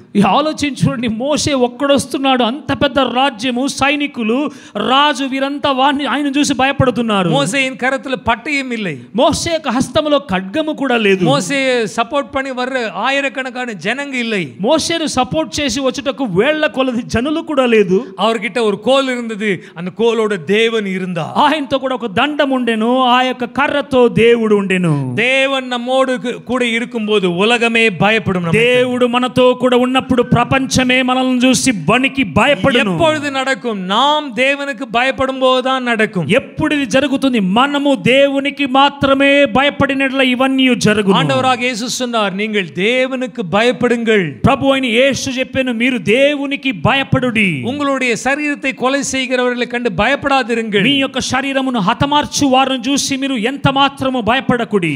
ஏன் தேவனுக்கு பயப்படும் என்கிற காரணத்தையும் சொன்னார். ఎందుకు దేవునికి మాత్రమే భయపడాలనే కారణమును కూడా చెప్పాను ఇక్కడ. இந்த உலகத்தில் இருக்கிற சரீரத்தை தான் அழிக்க முடியும். ఈ ప్రపంచములో ఉన్నవారు నీ యొక్క శరీరమును మాత్రమే చంపగలరు. ஆனால் ஆண்டவர் உன்னுடைய சரீரத்தையும் உன்னுடைய ஆத்மாவையும் நித்தியமா நரகத்தில் போட்டு அழிக்க முடியும். కానీ దేవుడు నీ యొక్క శరీరమును నీ యొక్క ఆత్మను రెండిటిని తీసుకెళ్లి నరకములోగా వేసి నిన్ను చంపగలడు. కాబట్టి அவ்வளவு சர்வ வல்லமுள்ள தேவனை குறித்து தான் இந்த காலவேளை நாம் பார்த்து கொண்டிருக்கிறோம். అంత సర్వశక్తిమంతుడైన దేవుని గురించి ఉదయ కాలమునందు మనం చూస్తున్నాం. அவருக்கு காலம் இல்லை, நேரம் இல்லை. ఆయనకు కాలములంటూ లేదు, సమయం అంటూ లేదు. அவருக்கு వయது எவ்வளவு என்று கேட்டால் நீங்க எவ்வளவு வேணா எழுதிக்கலாம், அவ்வளவு எழுதிக்கிட்டே இருங்க, அவ்வளவுதான் அவருடைய వయసు. మీరు ఆయనకు వయసు ఎంత అని అడిగినట్లా మీరు ఎన్ని వేల మరియు కోట్లు ఎన్ని రాస్తూ ఇన్నేళ్ళు రాస్తూ పోతుంటే, అన్ని సున్నాలు వేస్తుంటే అంత కాలము వెళుతూ ఉంటుంది. ఆయనకు వయస్సు అంటూ లేదు. God is infinity. దేవుడు ఇన్ఫినిటీ. ఇన్ఫినిటీ என்றால் அது கணக்கிட முடியாதது. ఇన్ఫినిటీ అంటే లెక్కించలేనిది. அவர் இந்த உலகத்தில் இருக்கிற எல்லாமே அது கணக்கிட முடியாது, எல்லாமே கணக்கிட முடியும்.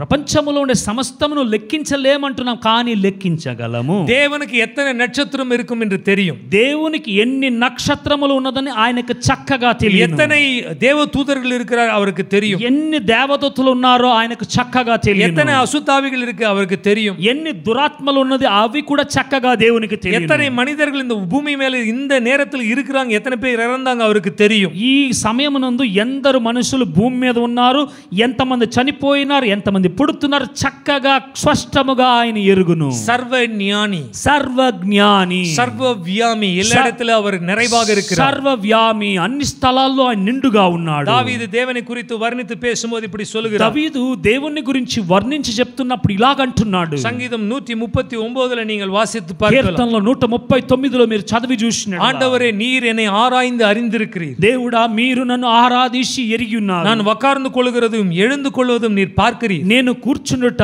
నేను నిలబడుట సమస్తమును మీరు చూసి என்னை ఉన్నారు. நீர் புரிந்து கொள்கிறீர். నన్ను నువ్వు అర్థము చేసుకొని ఉన్నారు. என்னுடைய பாதைகளை நீர் அறிந்திருக்கிறீர். నా యొక్క మరియు మార్గమును నువ్వు ఎరిగి ఉన్నారు. என்னுடைய வழிகளை நீர் தெரிந்து கொண்டிருக்கிறீர். నా యొక్క మార్గమును చక్కగా మీరు ఎరిగి ఉన్నారు. என்னுடைய வாயிலிருந்து ஒரு வார்த்தை புறப்பட்டு வருகிறதுக்கு முன்பாகவே நீர் அறிந்திருக்கிறீர். నా యొక్క నోటి నుంచి ఒక మాట నేను మాట్లాడటకు ముందుగానే నేను ఏం మాట్లాడబోతున్నానని మీరు చక్కగా తెలుసుకొని எனக்கு ఉన్నారు. முன்பாகவும் எனக்கு பின்பாகவும் என் மேல் உங்களுடைய கரம் இருக்கிறது. నాకు ముందుగా నాకు వెనక మరియు మీ యొక్క హస్తము నా మీద ఉన్నది. உம்மை விட்டு நான் எங்கு போவேன்? మిమ్మల్ని వదిలి నేను ఎక్కడికి వెళ్ళగలను ప్రభువా? உங்களுடைய சந்நிதியை விட்டு நான் எங்கு போக முடியும்? మీ యొక్క సన్నిధిని విడిచిపెట్టి నేను ఎక్కడికి వెళ్ళగలను? நான் வானத்துக்குள்ளாக ஏறினாலும் நீர் அங்கு இருக்கிறீர். నేను ఆకాశములోగా ఎక్కినప్పటికీ మీరు అక్కడున్నారు. என்னுடைய படுக்கையை நரகத்துக்குள்ளாக போட்டாலும் நீர் அங்கு இருக்கிறீர். నా యొక్క పడకను నరకములోగా నేను వేసినప్పటికీ మీరు అక్కడ ఉన్నారు. நான் சிறகு கொண்டவனாக பறந்து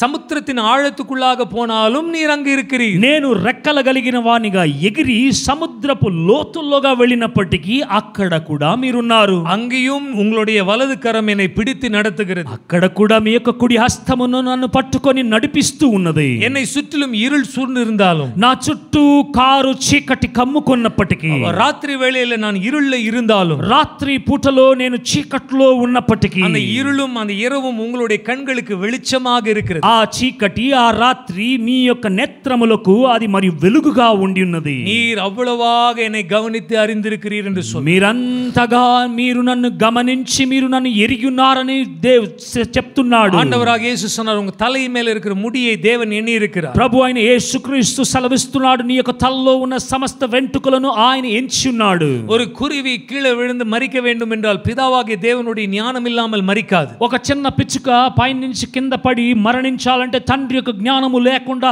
ఎటువంటి ఒక చిన్న పిచ్చుక కూడా పడి చనిపోదు. గాని தேவன் காலத்திலும் நேரத்திலும் இல்லை, ஆனால் இந்த உலகத்தில் காலங்களையும் நேரங்களையும் உண்டாக்கினார். దేవుడు సమయములో కాలములో నివసించుట లేదు గాని కానీ ఈ ప్రపంచములోగా మనుషుల మీద కాలమును సమయమును ఆయన కేటాయించున్నాడు. நமக்கு காலங்களும் நேரங்களும் உண்டாகும்படியாக தான் பகல் இரவு மழைக்காலம் குளிர்காலம் வெயில் காலம் என்று கொடுத்திருக்கிறார். మనకు కాలములు సమయములు మనకు ఉండులాగున ఆయన రాత్రి వేళ, పగటి వేళ, సాయంకాలము మరియు వానాకాలము, వర్షకాలము, ఎండాకాలం ఇవన్నిటిని మనకు ప్రభు ఇచ్చున్నాడు. ஆதியாகமம் 1:14 வசனத்தை பாருங்கள். ఆదికాండము 1:14 చదివి தேவன் வானத்திலே சூரியனையும் நட்சத்திரத்தையும் சந்திரனையும் உண்டாக்கி, దేవుడు ఆకాశములుగా సూర్యుని నక్షత్రములను చంద్రుని సృజించి, பகல் நேரத்தில் சூரியன் வெளிச்சம் கொடுக்க, இரவு நேரத்தில் நிலாவும் நட்சத்திரங்களும் வெளிச்சம் கொடுக்க வைத்தாராம். పగటి పూటలో సూర్యుడు ప్రకాశించులాగున, తేజస్ ఇచ్చులాగున రాత్రి వేళలు మరియు చంద్రుని నక్షత్రములను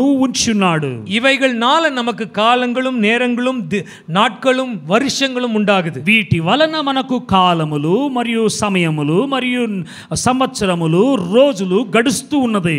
மனிதர்களாகிய நமக்கு ஒரு குறிப்பிட்ட காலம் இந்த உலகத்தின் மேல் கொடுக்கப்பட்டிருக்கு. మనుషులైన మనందరికీ ఒక ఈ కాలం ఇంతే, వీనికి ఆయుష్ అని ఒక కాలము ఒక్కొక్కరికి ఇవ్వబడి ఉన్నది. தேவன் மனிதனை படைத்த அந்த நாள்ல அவனுக்கு மரணமே இல்லாத ஒரு மனிதனாக இருக்க வேண்டும் என்று தான் படைத்தார். దేవుడు ఒక మనిషిని సృజించిన ఆ దినాల్లో ఒక మనిషికి మరణము లేకుండా వీడు యుగాయుగములుగా జీవించాలని దేవుడు సృజించెను. இன்றைக்கு நமக்கு வரக்கூடிய மரணம் தேவ சித்தம் கிடையாது. ఈ రోజు మనకొచ్చే ఒక మరణము, ఈ మరణము దేవునికి చిత్తము కాదు గాని தேவனுடைய சித்தம் நாம் மரிக்காமல் இந்த பூமி மேலே சதா காலமும் வாழ வேண்டும் என்று தான் படைத்தார். దేవునికి చిత్తము ఈ భూమి మీద మనం మరణించకుండా యుగాయుగములుగా సదాకాలము జీవించాలనే దేవుడు మనల్ని సృజించెను. ஆனால் ஆதாம் ஏவாள் என்றைக்கு பாவம் செய்தார்களோ அன்றைக்கு மரணம் அவங்களுக்குள்ள வந்து விட்டது. కానీ ఎప్పుడైతే అదాము అవ్వ పాపము చేసెనో ఆ రోజందు వారిలోగా మరణము వచ్చెను. நாம் நினைக்கலாம் நமக்கு மரணம் வந்து கொஞ்சம் காலம் பிறகுதான் வரும். ஒவ்வொரு நாளும் நமக்குள்ள மரணம் நடந்து கொண்டே இருக்குது. మనం అనుకుంటున్నాము మనకు మరణము కొద్ది కాలముల తరువాత మరియు కొద్ది సంవత్సరముల తర్వాత వచ్చునని. కానీ మీకు తెలియని కార్యము ప్రతి దినము మనతో పోరాడుచునే ఉన్నది. சயின்ஸ் சொல்லுகிற நமக்குள்ள இருக்கிற ரத்த கணங்கள் வந்து ஒவ்வொரு 120 நாள் அது மரித்து புதிய செல்ஸ் உருவாகுதான். సైన్స్ చెప్తున్నది మనలోగా ఉన్న రక్త కణాలు 120 రోజులకు అంతా చనిపోయి క్రొత్త రక్త కణాలు ఉత్పత్తి అవుతూనే ఉన్నదని. நமக்குள்ள ஒவ்வொரு முறையும் வியாதி வரும்போது மரணம் நம்மை வந்து மிரட்டுகிறது. మనలోగా ఒక్కొక్కసారి వ్యాధి వచ్చినప్పుడు మరణము మనల్ని మరి గద్దిస్తున్నది.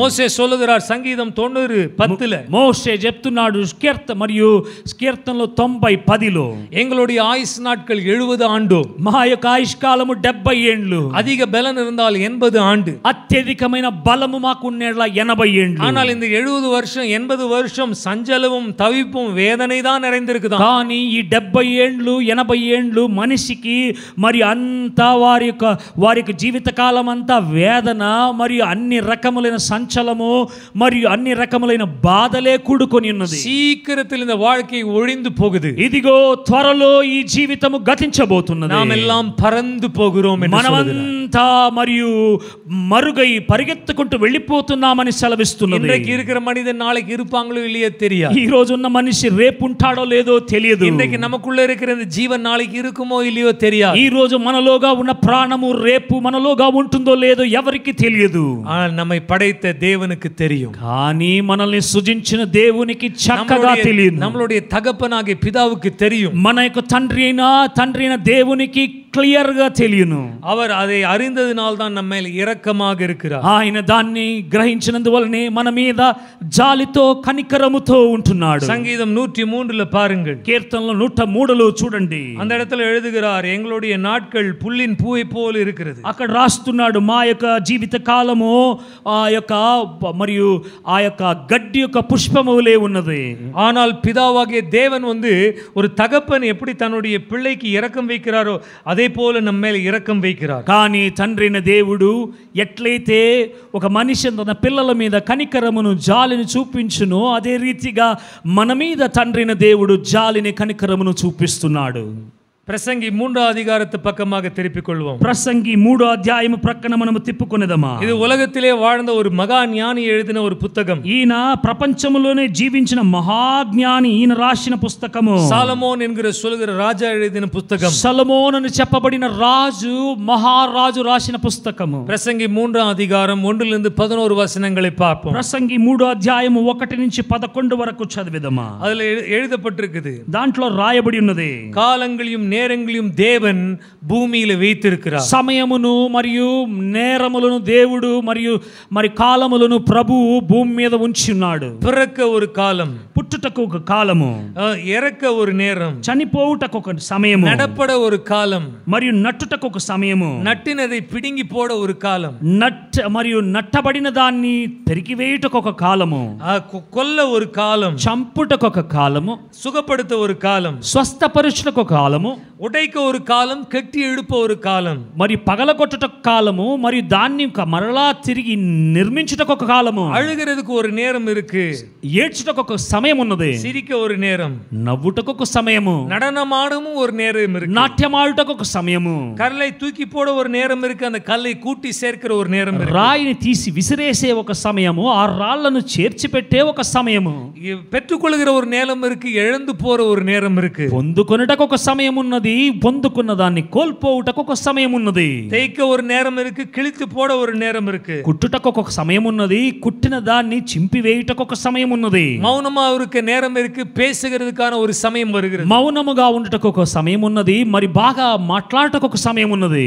அன்பு கூற ஒரு நேரம் இருக்கு, பகைக்க ஒரு நேரம் இருக்கு. ప్రేమించుటకు ఒక సమయం ఉన్నది, వారిని చూసి ద్వేషించుటకు ఒక సమయం ఉన్నది. யுத்தம் செய்ய ஒரு సమయం இருக்கு, సమాధానతోడు இருக்கிற ஒரு நேரமும் இருக்கு. యుద్ధము చేయుటకు ఒక సమయం ఉన్నది, సమాధానముతో ఉండుటకు ఒక సమయం ఉన్నది. இதெல்லாம் என்ன பிரயோஜனம் என்று சாலமோன் கேட்கிறார். ఇవన్నీ ఎందుకండి ప్రయోజనం, ఏం ప్రయోజనం దీని వలన అని సొలొమోను ప్రశ్నిస్తున్నాడు. ஒரு பிரயோஜனமும் இல்லை என்று சொல்றார். ఒక్క ప్రయోజనం కూడా లేదంటున్నాడు. ஆனால் நாம் సంజనத்தினால తవిపినాల நிறைந்து இந்த நாட்கள் எல்லாம் கழித்து போடுகிறோம். కానీ మనకి జీవిత కాలం అంతా సంచలముతో మరియు దిగ్భ్రాంతితో మనము గడిపివేస్తున్నాము. 11வது வசனம் சொல்கிறது, 11వ వాక్యము సెలవిస్తున్నది, அவர் எல்லாவற்றையும் அழகாக தன்னுடைய நேரத்தில் செய்கிறார்.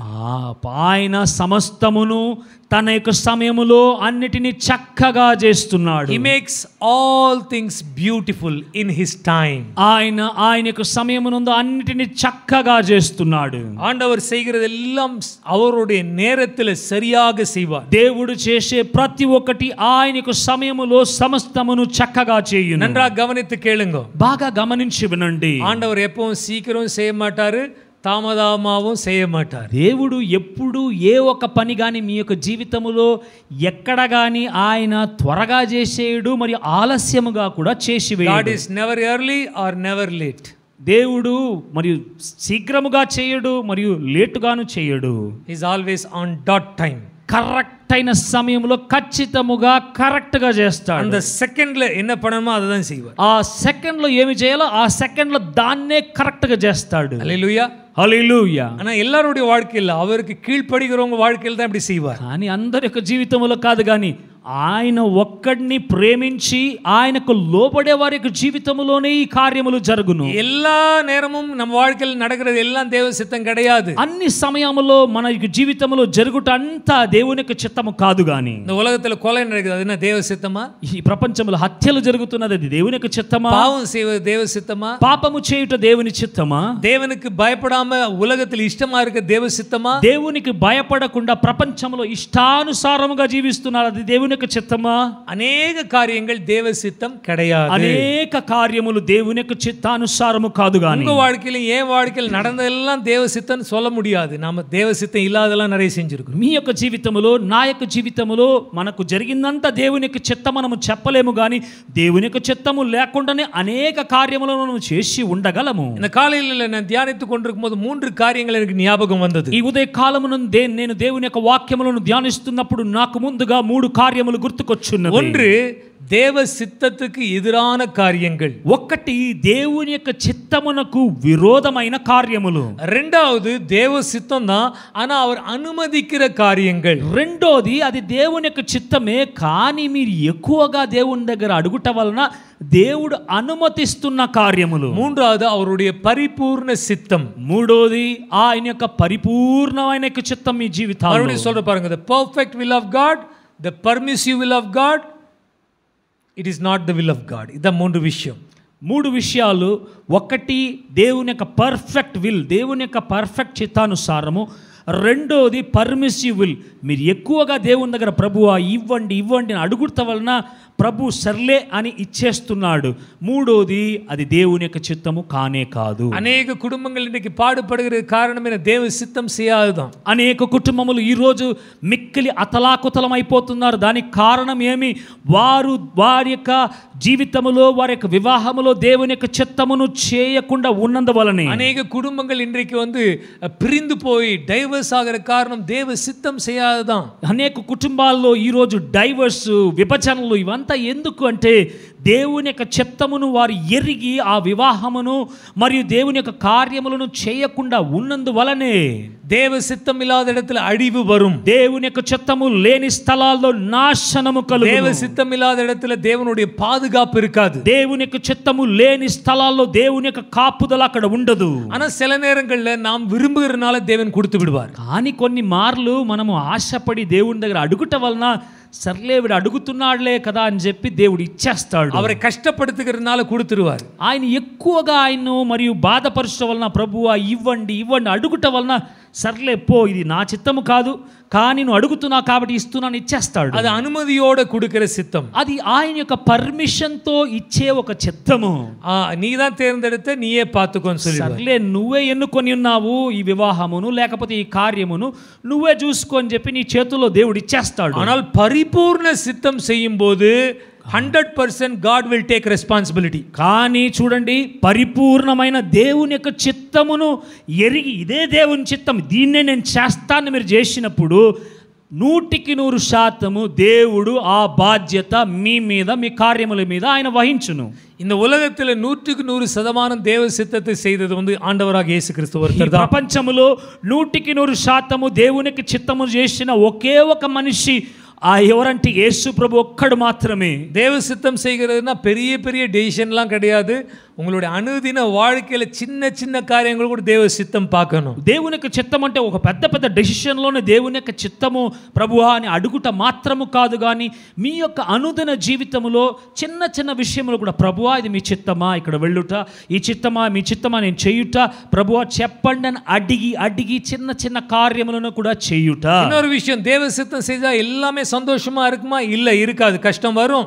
ఇంకొక విషయము అంతా దేవునికి చిత్తం మీరు పర్ఫెక్ట్గా చేస్తున్నట్లు సంతోషం కలుగునా కొన్ని మార్లు దుఃఖము కూడా మరి కష్టములు కూడా కలుగును. యేసు கிறிஸ்துவோட வாழ்க்கையை பார்ப்போம். முழுமையாக தேவ சித்தத்தை செய்த மனிதன் యేసు ప్రభు యొక్క జీవితమును చూడండి. నిండుగా దేవుని యొక్క చిత్తమును పరిపూర్ణముగా చేసిన మనిషి. அவர் வளர்ந்த குடும்பம் ஏழை குடும்பம். ఆయన ఎదిగిన కుటుంబము చాలా బీద కుటుంబము. அவங்களுடைய தகப்பனார் 17வது ஆண்டிலே యేసు கிறிஸ்துவோட தகப்பன் இறந்து போனார். తన యొక్క తండ్రి మరియు యోసేపు 17 మరియు 16-17 వయస్సులోనే ఆయన చనిపోయాను. యేసు கிறிஸ்து அனுதினமும் கூலி வேலை செய்தார். యేసు ప్రభు అనుదినము మరి కూలి పని చేసెను. அது தேவனுடைய சித்தம். అది దేవుని యొక్క చిత్తము. 30 வருட காலமாக உலகத்தில் அவர் மௌனமாக இருந்தார். 30 ఏండ్ల వరకు మౌనముగా ఈ ప్రపంచం మీద ఆయన ఉండెను. அது தேவனுடைய சித்தம். అది దేవుని యొక్క చిత్తము. 3 வருட காலம் தான் அவர் ஊழியம் செய்யணும் என்று தேவ சித்தம். 3.5 సంవత్సరములు మాత్రమే సేవ చేయాలనేది దేవుని యొక్క చిత్తము.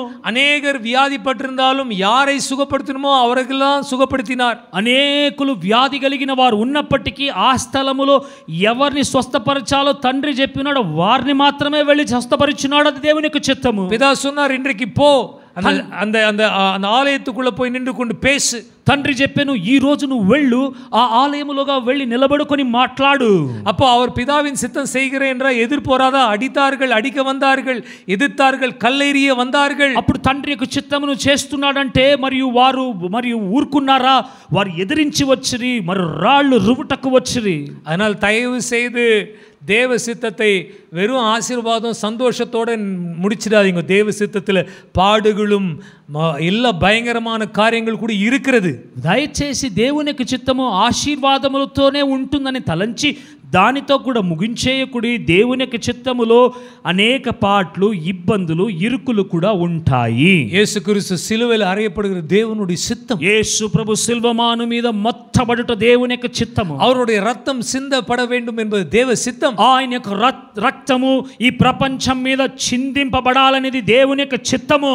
அவரை 3வது நாள் எழுப்பணும் என்பது கூட தேவனுடைய சித்தம். ఆయన 3వ రోజు సజీవునిగా లేపాలనేది కూడా దేవుని యొక్క చిత్తము. இன்றைக்கு வரைக்கும் సింహాసనத்து மேல் அவர் வீற்றிருப்பணும் என்பது தேவனுடைய சித்தம். ఈ రోజు వరకు కూడా సింహాసనం మీద ఆసీనుడై ఆయన ఉండాలనేది కూడా దేవుని యొక్క చిత్తమే. இதோ ஒரு సమయం வருகிறது, நேரம் வருகிறது. ఇదిగో ఒక సమయం వస్తున్నది, ఒక కరెక్ట్ అయిన సమయం వస్తున్నది. எப்போது நீர் வருவீர் ஆண்டவரே என்று శిష్యులు கேட்டார்கள். ఎప్పుడు ప్రభువా మీరు వస్తారని చెప్పి శిష్యులు అడిగెను. அதற்கு அவர் சொன்னார், யாரும் நான் வரக்கூடிய நேரத்தை அறிய மாட்டாங்க. ఎవ్వరొకరు కూడా నేను వచ్చే సమయమును వారు ఎరుగరు గాని, என்னுடைய தேவ தூதர்களுக்கு தெரியாது, నా యొక్క దేవదూతలకు తెలియదు గాని, எனக்கும் தெரியாது, నాకు తెలియదు, என்னுடைய தகப்பன் அவர் அறிந்திருக்கிறார். తండ్రి ఆయన ఒక్కడే గ్రహించున్నాడు. பிதாவானவருடைய நேரம் வரும்போது இயேசு கிறிஸ்து வந்தே விடுவார். తండ్రి యొక్క సమయం వచ్చినప్పుడు ఖచ్చితంగా యేసు ప్రభు దిగి వస్తాడు. நீங்களும் நானும் ஆயத்தமா இருக்கிறோமோ இல்லையோ அவர் வந்து விடுவார். మీరు నేను ఆయత్తముగా ఉంటామో లేదో కానీ తెలియదు కానీ ఖచ్చితంగా ఆయన వచ్చేస్తాడు. அதே மாதிரி தான் அவருடைய நேரம் வரும்போது நம்ம ஆயத்தமா இருந்தாலும் இல்லாகாட்டிலும் நம்மளுடைய உயிர் எடுக்கப்படும். అదే రీతిగా ఆయన యొక్క సమయం వచ్చినప్పుడు మనము ఆయత్తముగా ఉన్నామో లేదో మన యొక్క ప్రాణాలు తీయబడును. ஆனால் தேவ பரிபூர்ணமான தேவ சித்தத்தை கடைசி வரைக்கும் செய்கிறவன் பாக்யவான் பாக்யவதி. కానీ పరిపూర్ణమైన దేవుని యొక్క చిత్తమును చివరిదాకా చేయువాడు ధన్యుడు ధన్యురాలు.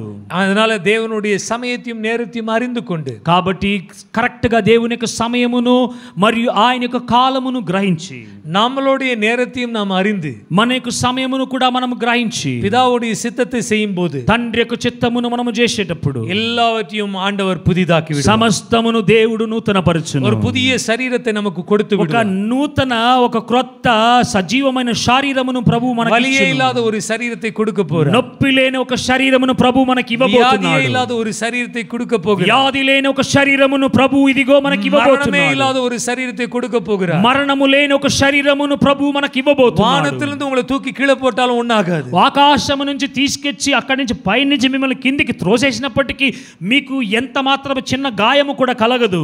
தேவனை போல ஒரு சரீரம் நமக்கு கொடுக்கப்படும். దేవుని వలే ఒక నిత్యమైన శరీరం మనకి ఇవ్వబడబోచున్నది. உயிர்த்தெழுதல் தான் கடைசி நம்பிக்கை. పునరుద్ధానమే మనకున్న చివరి నమ్మకము. கிறிஸ்தவத்தோடைய விசுவாசத்தோடைய ஏக்கம் நோக்கம் உலகத்தில் ஆசீர்வாதம் இல்ல, உயிர்த்தெழுதலை அடையும்படியாக நாம் அழைக்கப்பட்டிருக்கிறோம். క్రీస్తు మరియు క్రీస్తు జనుల యొక్క మరియు ప్రధానమైన మరియు వారి యొక్క లక్ష్యము మరియు ఆశీర్వాదము మరియు అన్ని ధనము ఇవన్నీ కాదు కానీ పునరుద్ధానమే. క్రీస్తు ఎట్లా పునరుద్ధానుడు అయ్యున్నాడో అదే రీతిగా మనము కూడా పునరుద్ధానం అవుట. எத்தனை பேருக்கு அந்த விசுவாசம் இருக்கு? நான் மரித்தா மறுபடியும் எழுந்து கொள்வேன். ఎందరికి ఆ విశ్వాసం ఉన్నది? ఈ రోజు నేను మరణించినప్పటికీ యేసు ప్రభు వచ్చేటప్పుడు నేను తిరిగి మరలా లేస్తానని. எனக்கு ஒரு மகிமையின் சரீரம் கொடுக்கப்பட போகுது. నాకు ఒక మహిమ కలిగిన శరీరము నాకు ఇవ్వబడబోచున్నది. பாவம் இல்லாத ஒரு மனது கொடுக்கப்பட போகுது. పాపము లేని ఒక హృదయము నాకు ఇవ్వబడబోచున్నది. தேவன் எப்படி வெளிச்சத்தில் இருக்கிறாரோ நானும் ஒளிமயமாக மாறப் போகிறேன். దేవుడు ఎలాగ వెలుగులో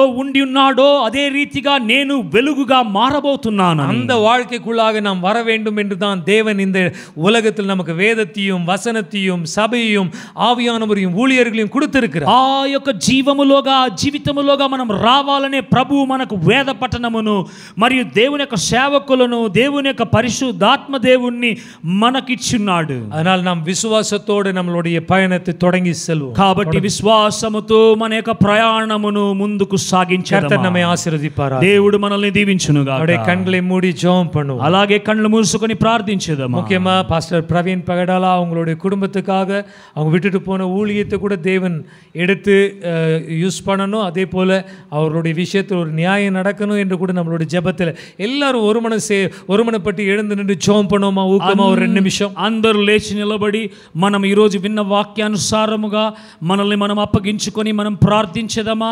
అదే రీతిగా మనల్ని వదిలి వెళ్ళిన పాస్టర్ ప్రవీణ్ పగడాల గారు మరియు వారి కుటుంబమునకు శాంతి కలగాలి. ఆయన యొక్క ఆ యొక్క మరణములో ఒక ఖచ్చితమైన నిజమైన న్యాయము బయటికి రావాలి. నిందితులు శిక్షింపబడాలి మరియు వారి కుటుంబమునకు సమాధానం ప్రభు దయచేయాలని మనమందరూ ఏకీభవించి ప్రార్థించదమా? Thank you Jesus.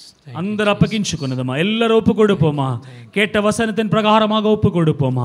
విన్న వాక్యానుసారముగా అప్పగించుకునేదమ్మా. ఓ స్తోత్రం స్తోత్రం ఎల్లరూ స్తోత్రం సెలుస్తుంగా అందరూ స్తోత్రించదము. స్తోత్రం స్తోత్రం స్తోత్రం స్తోత్రం స్తోత్రం స్తోత్రం స్తోత్రం. ஆண்டவரே, நீங்க ஆண்டவர் நித்தியத்தில் வாழ்கிறீர். உங்களைப் போல எங்கள் நித்தியத்தில் மாற்றும்படியாக எங்களை அழைத்திருக்கிறீர்கள். அதற்காக நன்றி ప్రభువా. మీరు నిత్యములో జీవిస్తున్నారు. నిత్యములో మేము కూడా మీ వలె మారుటకై మమ్మల్ని మీరు పిలిచున్నారు కాబట్టి మీ కృతజ్ఞతలను చెప్పి కృతజ్ఞతలు చెల్లించండి. కృతజ్ఞత కృతజ్ఞత కృతజ్ఞత కృతజ్ఞత కృతజ్ఞత. எப்படி ஆண்டவராக இயேசு மரித்து 3ஆவது நாள் உயிரோடு எழுந்தாரோ அதே விதமாக ஆண்டவராக இயேசு வரும்போது நாம் எல்லாரும் மறுரூபமடைந்து அவரை போல நாம் మారుவோம் என்று విశ్వాసిస్తూ స్తోత్రిపోమాగ. ఎట్లయితే ప్రభువు చనిపోయి 3వ రోజు పునరుద్ధానుడై లేచెనో అదే రీతిగా యేసు ప్రభు ఆకాశముల మీద వచ్చినప్పుడు నేను కూడా రూపాంతరము చెంది ఆయన వలె మారిపోతానని విశ్వసించి స్తోత్రించండి. స్తోత్రం స్తోత్రం స్తోత్రం స్తోత్రం స్తోత్రం. இந்த மரணத்துக்குரிய இந்த சரீரம் மறுரூபமடைந்து மகிமையின் மேல மகிமை அடைய போகிற நேரம் அது சீக்கிரமாக இருக்கிறது. ఇదిగో ఈ మహిమ కలిగిన శరీరం ఈ శరీరము మరియు రూపాంతరము చెంది మహిమ కలిగిన శరీరముగా మార్చబడబోయే రోజు అది త్వరగా ఉన్నదని విశ్వసించి స్తోత్రించదమా. స్తోత్రం స్తోత్రం స్తోత్రం స్తోత్రం స్తోత్రం స్తోత్రం స్తోత్రం స్తోత్రం స్తోత్రం సెలుతుంగ. స్తోత్రం స్తోత్రం స్తోత్రం స్తోత్రం స్తోత్రం. Hallelujah. Praise the lord. Hallelujah hallelujah hallelujah hallelujah hallelujah. மரணமே உன் கூரெங்கே, பாதாளமே உன் ஜெயமெங்கே என்று கேட்ட ஆண்டவராகிய இயேசு கிறிஸ்துவின் நாமத்தினால் மரணத்தையும் பாதாளத்தையும் ஜெயிக்கிற வல்லமை நமக்கு கொடுக்க போகிறது என்று விசுவாசித்து స్తోత్రిப்போம். మరణమా నీ ముల్లెక్కడా, పాతాళమా నీ జయమెక్కడా అని చెప్పిన యేసు ప్రభు నామమునందు మరణమును పాతాళమును జయించే శక్తిని ప్రభు మనకు అనుగ్రహించినాడని విశ్వసించి స్తోత్రించుదాం. స్తోత్రం స్తోత్రం స్తోత్రం స్తోత్రం స్తోత్రం స్తోత్రం స్తోత్రం స్తోత్రం స్తోత్రం. ప్రార్థిస్తాం, ప్రార్థించదాం, జెబిపో. మమ్మల్ని మిక్కిలిగా ప్రేమించు మా పరలోకపు తండ్రి, దయగల దేవా యేసు ప్రభువా, నిన్న నేడు నిరంతరము మారని ప్రభువా, మహోన్నతుడా, గొప్ప దేవా, సర్వశక్తిమంతుడా, నాయన ఈ మధ్యాహ్న వేళను బట్టి మీ కృతజ్ఞతలు స్తోత్రము నాయన. ఏ కారణమును బట్టి మీరు మాతో கூட ఈ விஷயமுలను மாట్లాடினாரோ మాకు తెలియదు ஆண்டவரே. எந்த காரணத்தினால இந்த விஷயங்களை எங்களோட பேசினீங்களோ எங்களுக்கு தெரியல ஆண்டவரே. நீங்கள் நித்தியத்தில் இருக்கிறீங்க ప్రభువా, మీరు నిత్యములో ఉన్నారు. నిత్యத்தில் எங்களையும் மாற்றும்படியாக எங்களை పేరు சொல்லி అழைతిருக்கிறீங்க. నిత్యములోగా మమ్మల్ని కూడా మార్చులాగున పేరు పెట్టి పిలిచున్నారు కాబట్టి కృతజ్ఞతలు నాయన. మేము ఏమి చేస్తున్నాం నాయన, మమ్మల్ని మీరు ఎన్నుకొని అన్నారు. నాங்கள் என்ன செய்தோம் ஆண்டவரே, எங்களை போய் நீங்கள் தெரிஞ்சுக்கினீங்க ఆండవరే.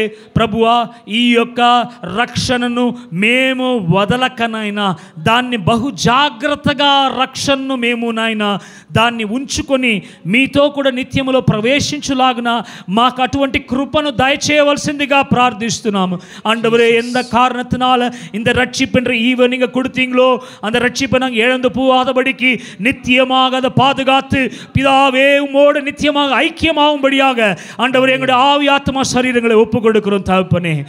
ప్రభువా, మీరు అలాగే చేస్తున్నారు కాబట్టి కృతజ్ఞతలు ஆண்டவரே. நீங்க அப்படி பண்ணுகிறீங்களா, அதற்காக நன்றி. ஆவியானவரே ஈவ கொடுத்திருக்கிறீங்க, పరిశుద్ధాత్మనే మా బహుమతిని మాకు ఇచ్చున్నారు. எல்லா నన్మయలను செய்திருக்கிறீங்க, సమస్త మేళ్లను మీరు చేస్తున్నారు కాబట్టి మీరు ఒక రోజు రానయున్నారు. మిమ్మల్ని ముఖాముఖిగా చూచుటకు మాకు సహాయము చేయండి. உங்களை முகமுகமாக பார்க்கும்படியாக எங்களுக்கு சகாயம் பண்ணுங்க. As a father pitieth his son, so the Lord pitieth on all people who call upon his name. తండ్రి ఎలాగూ ఒక తన యొక్క కుమారుని మీద జాలి దయ చూపించునో అదే రీతిగా ఈ యొక్క మధ్యాహ్న వేళలో మా మీద ప్రభువా మీ యొక్క జాలిని మీ యొక్క దయను చూపించవలసిందిగా ప్రార్థిస్తున్నాము.